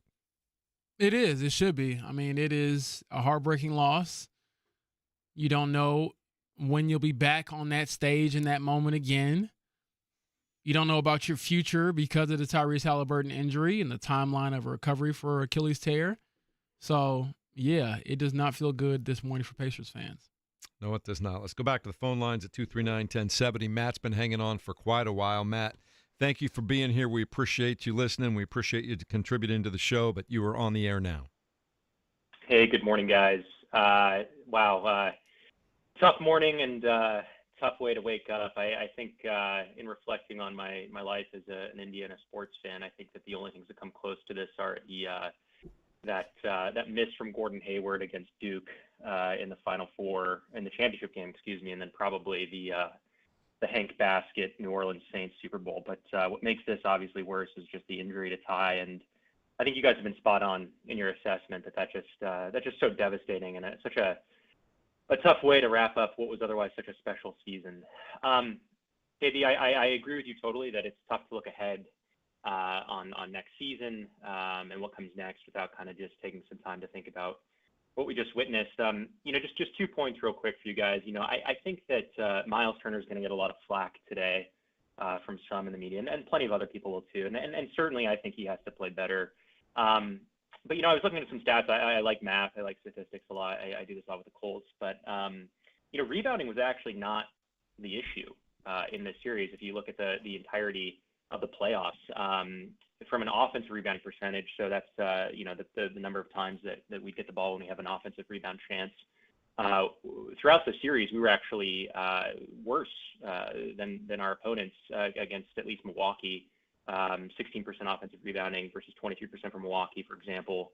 But then in the Oklahoma City series, we were even with Oklahoma City, both on offense and defensive rebounds. So to put it all on him or the bigs that we may or may not have, I think is a little bit unfair. Certainly watching the game versus what the numbers might say, always a little bit different, what your gut instinct tells you. What did matter, though, is turnovers, right? And that's where we were actually pretty powerfully ahead against the competition up until this point, the turnover percentage. So that's just to get weird nerdy math on you. It's the number of turnovers per 100 possessions, where for the rest of the playoff series we were really crushing it compared to Milwaukee, Cleveland, and New York. But in this series, OKC 16%, 16.3 basically turnovers per 100 possessions for us versus their 12.2 turnovers. And then Game 7, obviously we had a 21.7% turnover percentage compared to their 7.4%. So, that's really where this all lies. And I'll just end on something a little bit more qualitative than quantitative, which is just that this team was so special. And to play 9 to 10 guys and to embody really what it meant to be a team, I think just speaks volumes to what basketball in Indiana means. And that's why it's so tough to go out in this way. And I think it really brought fans together in a way that, like, having a big three, like from the Celtics or Warriors, whatever, wouldn't, right? Because everyone on this team we knew, we cared about, and brought a spark in their own way. And certainly last night we didn't get that same bench spark maybe in the same way that we did for other games this series. But what I truly hope is that one game doesn't cause us to change the identity of this team, because we've shown that we can compete at having this style of Pacer basketball and inspire a fan base. So, thanks for being voice of reason this morning, guys. And here's hoping that we can run it back the best way possible next season and years to come. So, Matt, as always, terrific stuff. James, I think if we boil the series down to one thing, which is really difficult to do, especially with how last night unfolded, but it's a turnover game. Particularly, it's the turnovers in the games down there. In the 4 road games of this series, you had 84 turnovers. To offer a little bit of that, you averaged 13 a game, one of the best in the entire league. So you averaged 21 per game down there. That was the battle of two strengths coming into the series. Thunder defense versus the Pacers, ball handling, passing, multiple point guards on the floor, seemingly every possession. Thunder won that pretty emphatically, especially in the games down there. I will say there were a couple of plays, though, and I'm not the ref hating type, but did you see the play where Kason Wallace was holding T.J. McConnell's wrist? Looked like me with Rosie right in front of the ref. TJ's looking at him like, just looked at the ref like, are you watching this? Yeah, and then he commits a turnover, but I'm like, you see him holding his wrist like they're about to go for like a high school dance or something. And when you have those marginal plays and you add that to the fact that your best ball handler, your best playmaker isn't out there, it gets compounded. And I thought, unlike in game 1 where they had a bunch of turnovers, OKC really capitalized, scored a bunch of points off of it, and blew that game open, obviously, in the third quarter. So, again, just a tough ending, a frustrating ending, because if you look at the collective effort from the rest of the group, that's usually what they do is just, hey, we didn't have that other guy, a very big factor in what we do and making big shots and big plays out there with us to get over the top. Because I even thought towards the end, I thought it was funny and fitting that Benedict Mathurin still attacking the basket with like 30 seconds to go, and he's getting the crowd to boo him because he's still in the game. But that's what they do. They scrap and fight to the end. All right, quick timeout. We'll take more of your phone calls coming up in just a few minutes as we just kind of hang out together this morning. That's the best way I can say. We're all just here together, thinking about the Pacers and what a wonderful run they had and how rough it was to watch last night. It's the Fan Morning Show with Kevin Bowen, James Boyd, Jeff Rickard, Mark Dykton. We'll continue in a moment.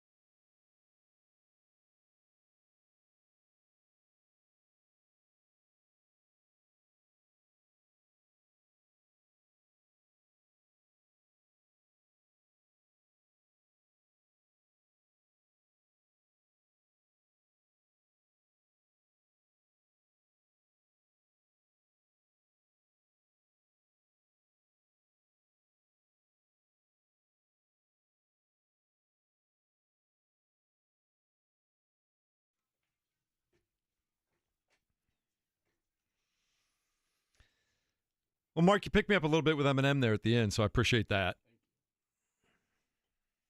Trying to build some bridges today. There we go. I don't know about you, JB or KB. I need a bridge or two right now. I'm working through all this, and look, we are very fortunate to share this morning with all of you who are listening today.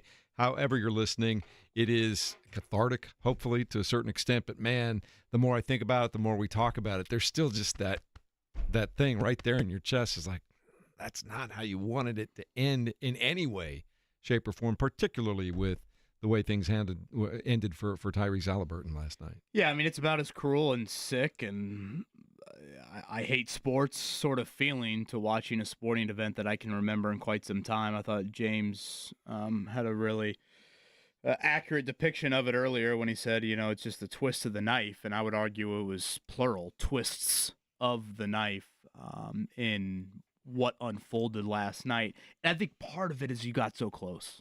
Like, if you would have bowed out in 5, maybe it doesn't honestly hurt this much. I think that, and you can look at the hurt and the pain in two very different ways, but I would argue almost equally as excruciating. The Haliburton injury speaks for itself. Watch it unfold. We had the caller earlier of like, boy, you have the old saying as a sports fan, there's always next year. Well, is there next year for Tyrese Haliburton?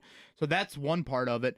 And then, guys, a week ago Monday, I probably beat it way too much into the ground, but the end of Game 4, I'll continue to go back to that. If you take a 3-1 series lead with that game, if there was a game that the Pacers have had in most control all series long, it was Game 4. When you think about a Game 3, they had the 5-point deficit going to the fourth quarter in a game where Mathurin and McConnell were incredible. The game they were most in control in this whole series, outside of 6, obviously, was that Game 4. And for you to have the double-digit lead, to have the lead going in the final media timeout, to watch Shai Gilgeous-Alexander do what he did in the final 3 minutes, for you to fall into ISO ball and not get it done, that to me also creates a what-if. And largely, and again, it sounds 8th grade relationship-like, but, you just hate that it's over. I think a lot of fans are going to get to Wednesday, Thursday night and be like, damn. Yeah. I just can't believe I can't watch it for another 3 or 4 months. Felt like it's a likable team. It's a very likable team, and I loved this team, and I loved the players on it individually, and that's why it hurt so much to see what happened to Tyrese. And it felt like, if I make the analogy to being like in a boxing match, that was clearly a shot to the ribs that maybe broke a rib or two, and you're having trouble breathing. I'm going to take a shot below the belt. Either way, but something that's going to last. My point is, you get that broken rib, it's not going away during the fight, and I still thought, okay, there's a way to gut this out, man. There's a way to figure out a way.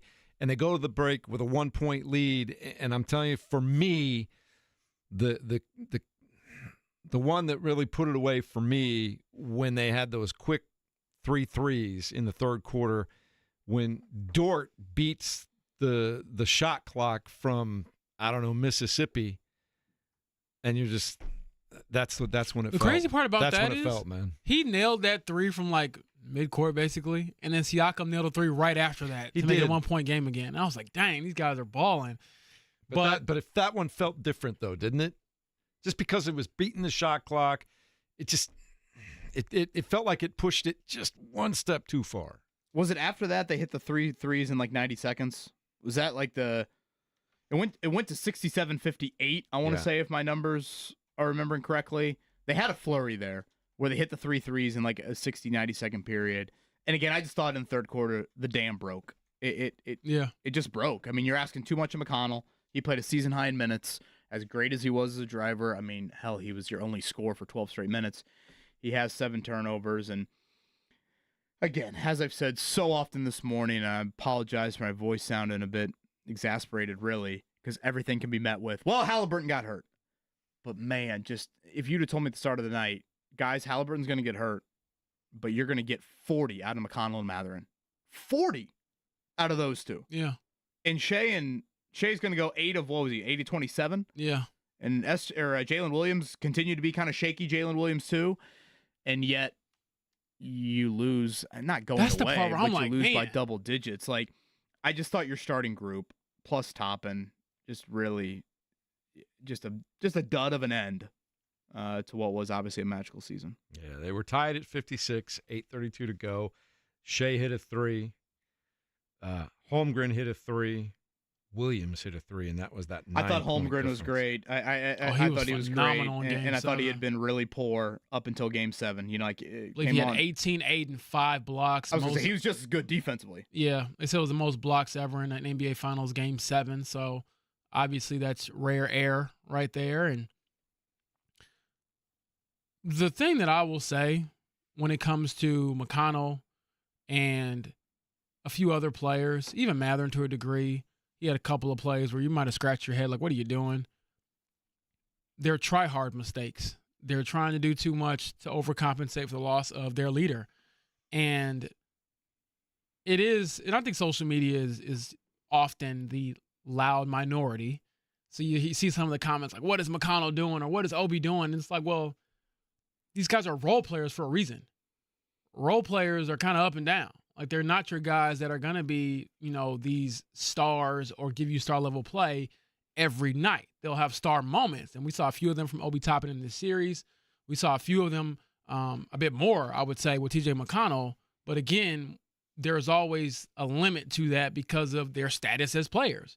But I can't get mad at them. Like, I didn't leave that game thinking, oh, man, T.J. McConnell just gave the ball away. I just thought, you know what, the dude tried hard. Probably tried a little bit too hard in some moments and made some mistakes. But I'd rather you go out like that than to just kind of wilt.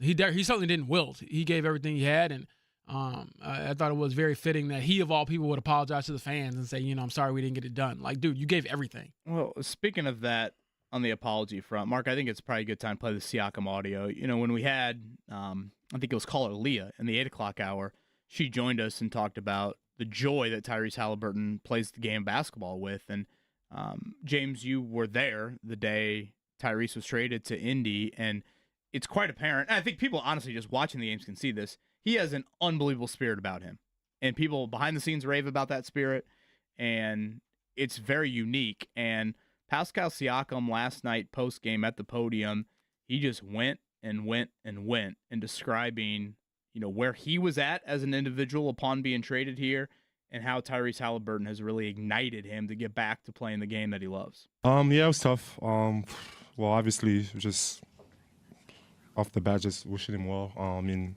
it was just hope for the best. But I'm just, I'm proud of that kid. You know, he went through so much during the year. A lot of criticism. It's just it's a lot, you know, for a young kid to go through, and like he had a lot of stress, a lot of, you know, like, and he just kept battling, man. Like he kept fighting every single day. He kept just working, and he did some incredible things like this whole playoff run and this year, and yeah, like I'm just super proud of him. Obviously, you know, it hurts because we couldn't get it done, you know, and I wanted it so bad for him, and just because I know that, you know, he gave us everything, you know, everything he had, and it just hurts that he, you know, he couldn't see it through with us, but just incredibly proud of him and everything he's accomplished, and I know, you know, there's more coming, and yeah, it's just a tough situation, but we all behind him. I mean, he was in the locker room, you know, like talking to everyone, and just how selfless he is, you know, like he's going through some tough times, and you know, he looked out for us and he wanted to be there for us, and it just shows his character and who he is as a player, and it's one of the big reasons I'm here, and you know, he made it kind of super fun for me to be here. It's just, you know, like a couple of years ago, you know, like I think, you know, basketball was just, yeah, it was kind of dark for me, and like, you know, it was just not fun at all. And I got traded here, and you know, these guys, they just gave me, you know, a boost, and I started with Ty, obviously, but just playing with these guys has been so incredible. Just found my joy for the game, and just playing with so much, you know, swagger and happiness, and that's just all I want to do, like as a player, man. And I lost that for a while, and it's just so incredible that I came to a team like these guys, and Chad, KP, like Herb Simon, like the whole ownership group, like coaches, Rick. Like, I didn't think this was possible, just because of the situation that I was in, and just to see how amazing we did this year and all the things that we accomplished. It's obviously there's no more victory because we want to win, and we thought, we did, a lot to put ourselves in a position to win, and obviously it sucks, and we didn't do that. But I'm super proud of everyone, and I know I'm not even answering your question, but it's just I really do love these guys, and I'm super appreciative of the opportunity to be here, and kind of gave me my that joy for the game again, and I'm just super grateful for that. Pascal Siakam, and I'm okay with sometimes when a guy doesn't answer the direct question, but he has something to say. And Pascal Siakam had something to say, and I think that's what we've all observed and seen, that this team, and we've been saying it for weeks, guys, they clearly care about each other past just being teammates. Absolutely, and to your point, Jeff, all we want as reporters, and I would even say as fans, is for somebody to say something real after a game like that. You get all the cliches, no moral victories, we wanted to fight to the end, we tried our hardest. All that is true, but you also want to hear, those types of perspectives where a guy like Pascal, who won a championship in Toronto, knows what it takes and said, hey, these guys gave me that joy back to play competitive basketball and to play a different style of basketball. Because the one thing I kept thinking too, and I still feel this way, and maybe a little less because they didn't win the championship, but had they won, you have the narrative of like, oh, does it change how teams look at championship rosters? Does it change the way you build a title contending team? No, I don't think that, because the Pacers were so unique. I don't think that you can replicate that across the other teams in the league and say, hey, go do what the Pacers did, because their collection of players were so unique. And I think Tyrese is the embodiment of that. And then you have to give credit to Rick Carlisle as well for being willing to embrace such an unconventional yet very fruitful style of basketball that got them to within one win, really one half of an NBA championship. We got into this debate a few weeks ago, and I kind of spun it because I didn't think people were giving Tyrese Haliburton enough credit. It was more of a national debate of like, hey, are teams, to your point, James, going to start following the Pacers script? And I'm like, wait a minute. Who's Tyrese Haliburton? Because nobody is. That's what I'm saying. And like, find me a young player that is comped to Tyrese Haliburton in the NBA. Find me a college player in this draft right now. Any of these top 5 picks? Ace Bailey, Dylan Harper, these guys, they're all great talents, but they're not he is super rare, super unique, and not just as a shooter and a facilitator and a passer. I think he's super unique from a wired standpoint in that he is such a joy, and yet he showed in this postseason that dude is a dog late in the game with the ball in his hand. Oh, yes.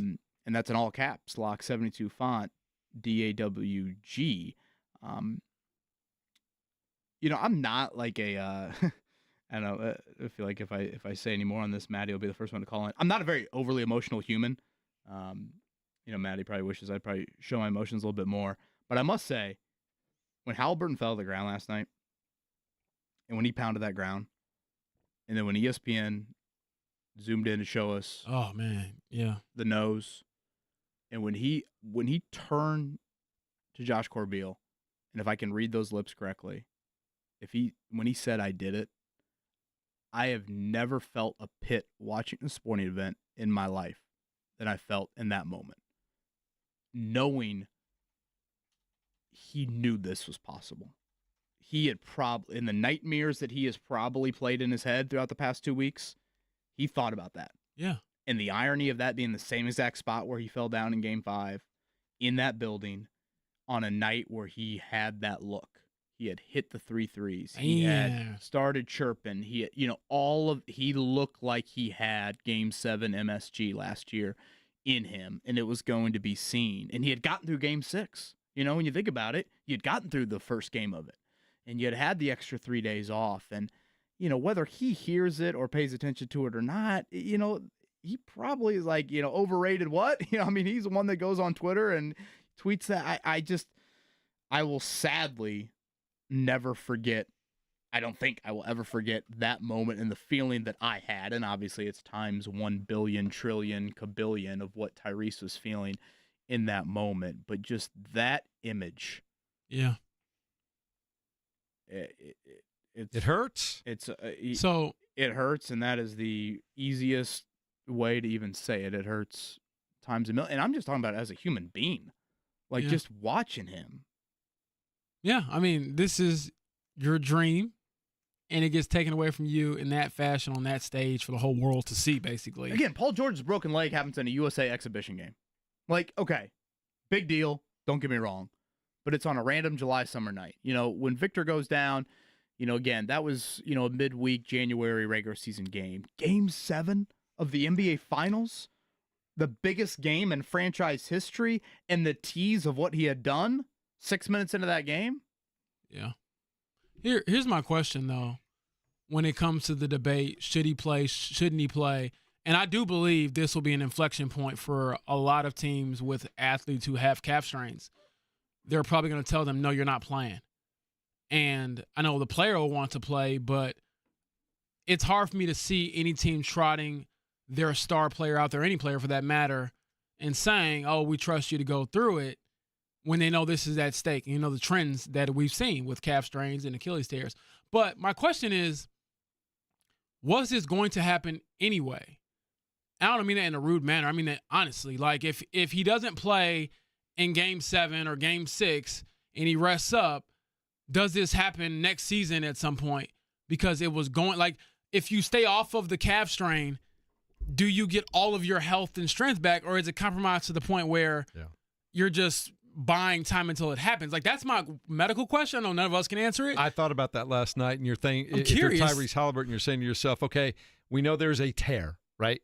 A small tear of some kind. Yeah. And your question is, okay, I got through Game 6. If I can just get through one more game, then we can go figure out what's going on after this is all over. Right, because I'm like, what does an MRI or X-ray show you to let you know? And the reason I thought that, to your point, Kevin, when he said, I did it, it felt like maybe he knew this was just a matter of time. Well, and again, there's nothing we talk about on this show that I am dumber on than medical stuff. Like, hand is raised. That's why I'm just throwing it. I'm just curious. Like, is it? And I remember saying last week these are random, obscure numbers. But you know, when we had Scott Agnes on last Thursday, and he threw out the 22 of 23 guys that have suffered calf injuries in the regular season missed time, and in the playoffs they missed an average of 6 days.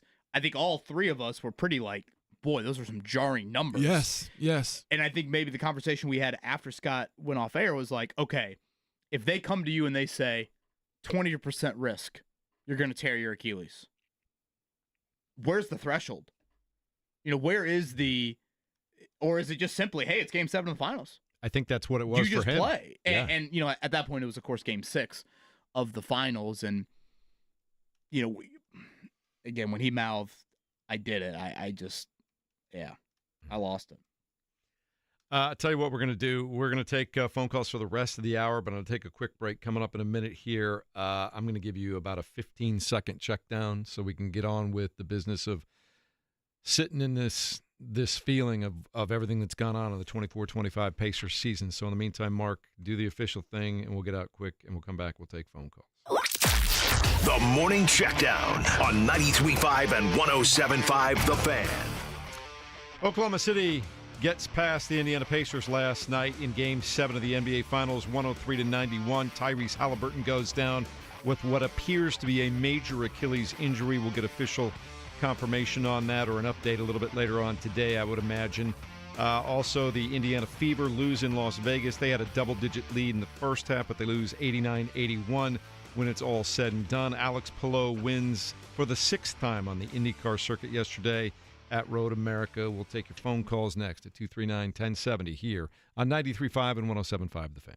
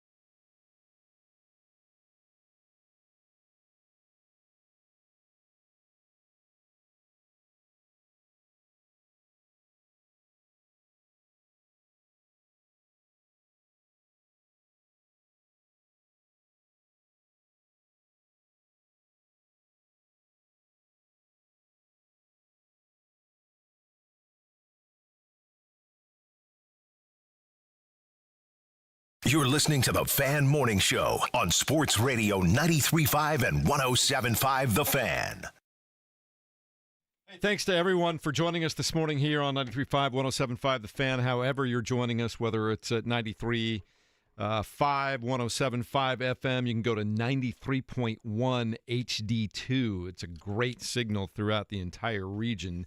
You can listen to us on a smart device. Just ask Alexa or Siri to play 107.5 The Fan. You can go to 107.5thefan.com. You can download the app. A lot of different ways in this day and age to listen to us. However you're doing it, we're all just really happy that you've decided to spend today with us as we all kind of gather together as a group that loves its team and loves that team's players. Can I read something, by the way? The experience, and James Boyd's got something to say today. So yeah, this is from Stephen Simon, the son of Herb Simon, and obviously part of the ownership group. He just tweeted this out at 9:06 a.m.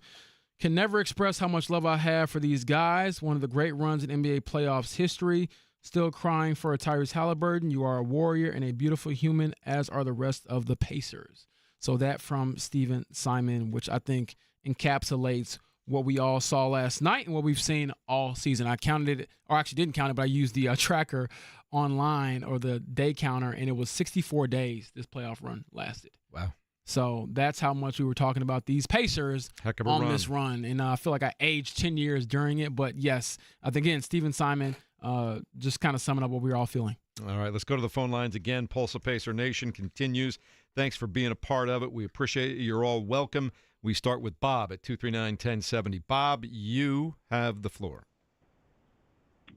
Yeah, guys, a big thanks to you guys for doing the job that you do and presenting all of this sports broadcast and everything else. It's an excellent job. And, I know everybody's kind of a little down today, but, we need to talk more about their accomplishments. There were a ton of people that thought we would never beat Milwaukee. Then even more people thought we'd never get past, number one Cleveland. And then everybody jumped on New York's bandwagon, and look what we did there. And then another bigger bunch thought we'd be 4 and done with OKC. And, man, we trudged right through all of it. So we got to look at where we're at, I mean, what a great accomplishment. Yeah, I don't – thank you, Bob, for the call. I apologize, I guess, if I have missed some of that. I don't think we have. But – yeah, it was a hell of a season. I mean, I think we've talked about it today. 17 of the 23 games, you were an underdog. It's the closest thing to a Cinderella champion as the NBA has seen in maybe forever. And that's the final layer for me, guys, of why this will be such a memorable season. It's that A, they were good, B, they were entertaining, C, they were likable, and D, it was unexpected. Like when Purdue made the run to the title game a few years ago, that Purdue run was, finally. Yeah. This Pacer run, it is weird to say because they've never won an NBA title, but it was, oh my gosh, can you believe they're still playing on June 22nd? Like the unexpected nature. That was the prevailing, Kevin, I think, fan thought. Yes. to it. My thought for how many days or hours between Thursday night and the lead up to Game 7 was, what if they actually win this? And I still even felt that way after Tyrese went down and they were up 1 at the half, and I'm like, is this destiny? Like, you know what I mean? And I hate to be that cliche, but how else do you explain just not only the run itself, but the way it unfolded? You got game winners over MVPs. You have the missed free throw in Cleveland, and you get the ball, you go back, and you make the deep three from Haliburton. Then you have the shot in New York that bounces, it seems to touch Slick Leonard in the sky before it came back down. And, like, how do you replicate that? That's what makes it so sweet in one instance, because it's like, man, you can't discredit that sort of run. And also, beyond the crazy moments, just the dominance overall. I mean, they ran through the East like it was nothing. And then you get all the way to the end, and it ends like that. You got that's too when close. Yeah. You got too. That's what makes it as God. sweet as it is, and also as sour. Because right. I agree with that. You got so damn close. And again, you're not playing Kobe and Shaq in the finals. Yeah. Maybe the Thunder team will turn into a dynasty. But still, even last night, I don't think Oklahoma City played like their A-plus game. I think they felt Game 7 pressure. I felt like I believe they actually got outscored in the fourth quarter, And they did not play well to end the No. game. They took a lot of bad shots, weird shots. You could tell they were hoping and praying the ball just somehow found the basket. But, to Bob's point, James, you just laid out some of the memories. I think one of the coolest clips we'll see from this Pacer team, and Mark's already said he's going to put a montage together for tomorrow's show, and this is more of a video clip than anything, but how about the Globetrotter harmony of the Haliburton steal, the Nesmith corner three in Game 6. The Haliburton steal, I think it's back to Turner, back to Haliburton. Siakam's on his ass, gets up, runs down the floor, back to Siakam. He finds Nesmith in the corner. Ball never touches the floor. Yeah. Bam, three. And that was one of the, James, you and I were in the building, that was one of the umpteenth moments when you thought Gainbridge Fieldhouse couldn't get any louder. I know I said this throughout the finals intro video. I love that they threw in the Miles Turner Indy. Yeah. I love they threw that in there for the finals. That will be a memory that you have. All the home games throughout the postseason. Ty hits the game winner against the Bucks to clinch that series, historic comeback. You score 81 in the first half against Cleveland. I forget Mark Boyle's. Mark, you have to throw that in the montage tomorrow. I forget how Boyle described that second quarter, but it was incredible how he described, Turner hitting all those threes. Yeah, from 2 miles away. Right before half. Obviously, you have the Knicks in Game 6 and that clinch on a Saturday night. It is the special. comeback in Game 1 in Oklahoma Sure. City, too. There are so many special memories. They didn't lead in the game until 0.6 seconds or whatever it was, 0.3 seconds. And Bob's right. What the heck? But in the 24, hell, we aren't even 24 hours, guy. I know. We are literally 12 hours removed. It's just. I'll tell you this. Talk about plays that stood out. If I out. don't laugh, I'm probably gonna cry. Oh, I hear you on that. But you going home with a loss, buddy. Was that after the Knicks? No, that was after the Bucks. Bucks, yeah. Is that Nesmith? Who was the guy after Game 1 of the finals when he goes Stephen A, FGA with a little NBA, Pacers in 5, whatever it was. Those moments, I think we will get there eventually. Yeah, you got to enjoy that. I will say for his plays though, that stands out. The one that will stick out to me is probably Game 6 at home in the finals. Tyrese on the back half gets the steal from Jalen Williams. Stays in bounds, and then you can see him in the highlight. He runs past Reggie Miller. Reggie Miller's son's next to him. He gets the steal, kicks it ahead to Siakam, and like I've been saying, the kid who was supposed to be a priest at one point baptized Jalen Williams with the dunk, and the place goes nuts. And I could not think of any other play that kind of summed up or really illustrated what we've seen throughout this run. Danny Granger came back to a Pacers game for the first time in forever. I had people telling me, because I didn't know this. I put a video out there and people freaked out. And I was like, all right, I get that this will get a little traffic because it's Danny Granger, but I didn't understand the context, not being someone from here. And they're like, no, James, this guy hasn't been here. Even George Hill being at games. And Steven Jackson. I mean, you want to talk about a very polarizing figure in this franchise's history. So I enjoyed even having just all of the Pacers luminaries come back for this run and embrace this team, empower this team. And you could see Reggie. I put this in a story the other day, right before the finals, actually, before Game 7. And I told my editors I'm on vacation, but I was like, I have to write something to just something. I got words, I got thoughts. And after Game 6, you could see Reggie hug Tyrese, and he's staring into his soul as if he's looking at him like, every dream I had has been resurrected in you, and we're right there. And again, to your point, Kevin, that's what makes it hurt. It's almost like, I don't want to say you feel better if you got blown out, because that's not true at all. But knowing that a couple of swings here or there, the injury gods, they hold off for a day. Are you hoisting that trophy for the first time in your franchise history? Well, and I would just add one more on it. They let you believe as a fan, but they also made you believe. Yes, that's a very good point. That's a very good point. When Nembhard hits the shot last night to end the first half, it's like, oh my, for 15 minutes. I don't want to speak for everybody, but here I am pacing back and forth around the house, like, oh my gosh, is this really going to happen? And just fan bases don't get that feeling where their team makes you believe. You know what else? Even down down 20 points, you're like, this game's not over. No game, no lead ever felt insurmountable. They for this cut it team. to like 12, and I'm like, wait a second. Mm-hmm. I think they got it to have 10. some right? I'm like, do they have some I think juice left? Mather had an and one, maybe to cut it to 10. And I'm It like, might have been 2 minutes to go, and I was like, man, that's 3 threes. I was you know, like waiting for the anything can Neesmith. happen. I was waiting for like the Neesmith 3, steal 3, but Full confession, I did not stay to the very end, but I waited till there's 22 seconds to go. When it became mathematically impossible with 22 seconds to go, I'm like, I don't want to watch them celebrate, and I went upstairs.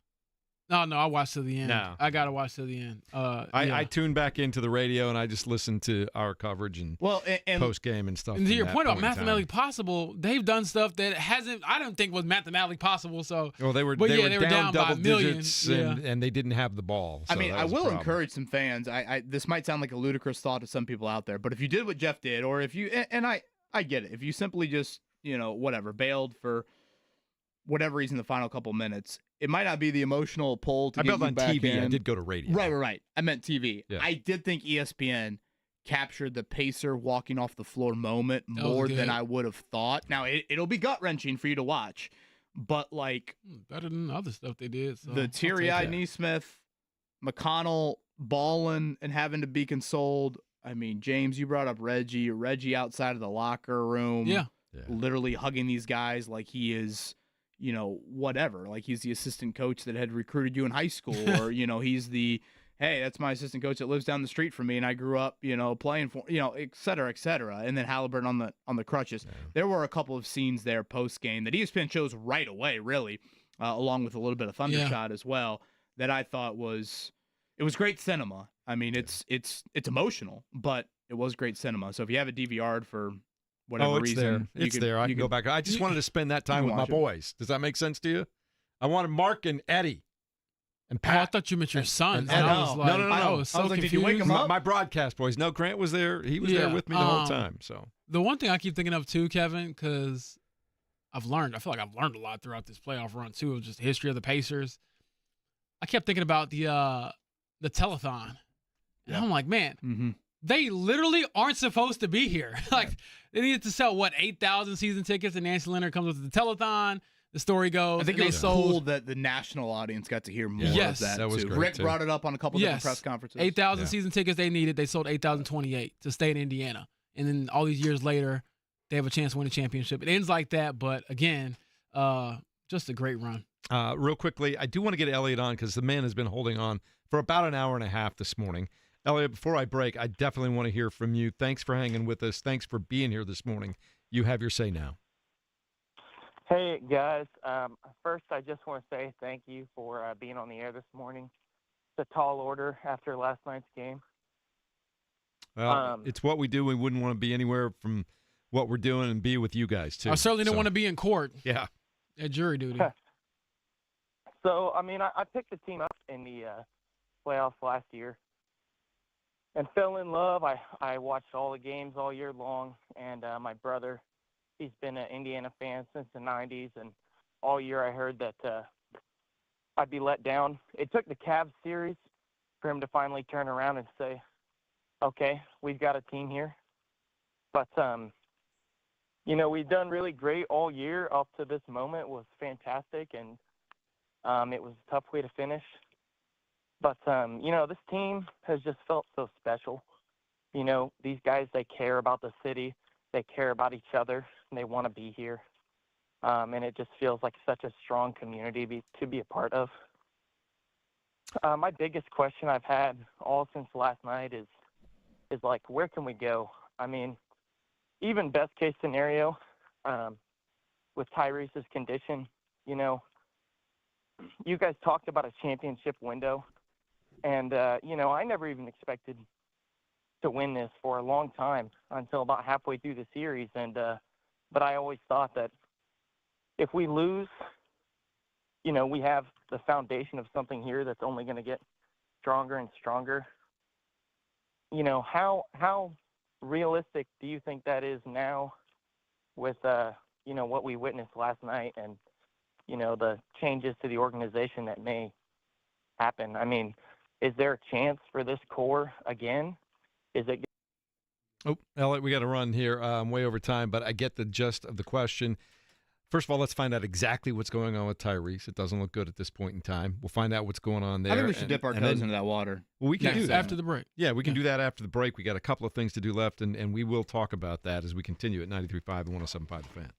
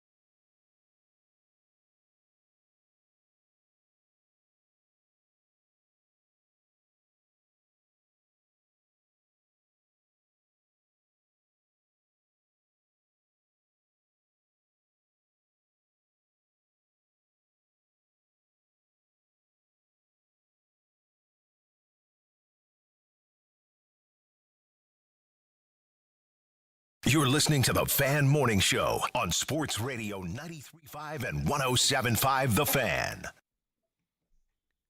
Going to get right back to the Pacers in a moment here, but I do have some business to take care of for the Indiana Fever. They lost in Las Vegas yesterday, 89-81 to the Aces. Our Payless Liquors Player of the Game, brought to you after every game by Payless Liquors. Probably going to have to be Aaliyah Boston. She scored 26 points for the Fever, including 18 in the first half. And I also want to let you know that the keys to the game yesterday, brought to you by the Hubler Automotive Group, probably belong to turnovers. 8 from Caitlin Clark. She was also 1 of 10 from three-point range. That was a negative key to the game yesterday for the Indiana Fever, as they just couldn't quite put it together in the second half. They had a double-digit lead, and then they were outscored at one point 9-1 down the stretch as they lose 89-81. As always, Hubler's got you covered for 200,000 miles. That's what's going on with the Indiana Fever.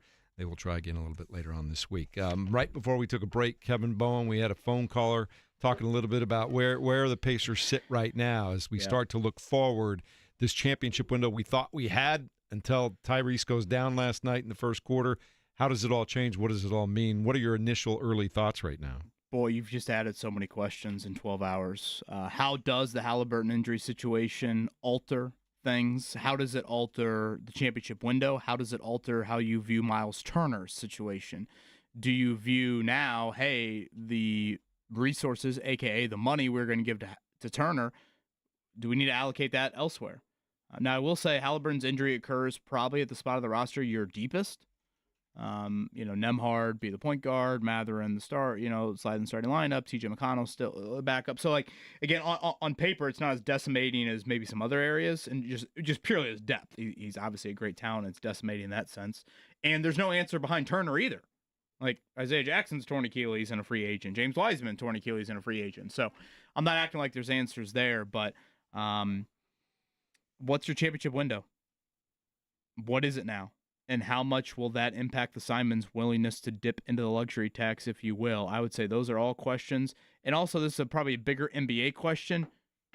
Who wants Turner and has the money to bid against the Pacers? If you hear that league-wide conversation, James, there's not a lot of teams with tons and tons of cap space. Can the Pacers use that to advantage? It'll be a slight to Miles Turner, but can you use that to your advantage? And that there are not many teams out there that have a ton of cap space. And then for him, how badly do you want to stay with this one franchise, that the only franchise you've ever known, coming off their best season ever?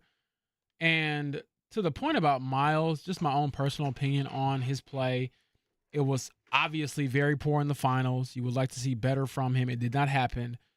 But you don't get to the finals without him either. And I think that's always the hard part, especially as a fan. I don't blame people for being frustrated.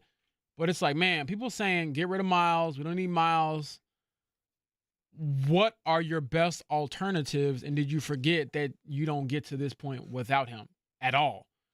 And I know there's varying degrees of how much you need certain players, but no one can look at me in a straight face and say they're going to the finals without Miles Turner.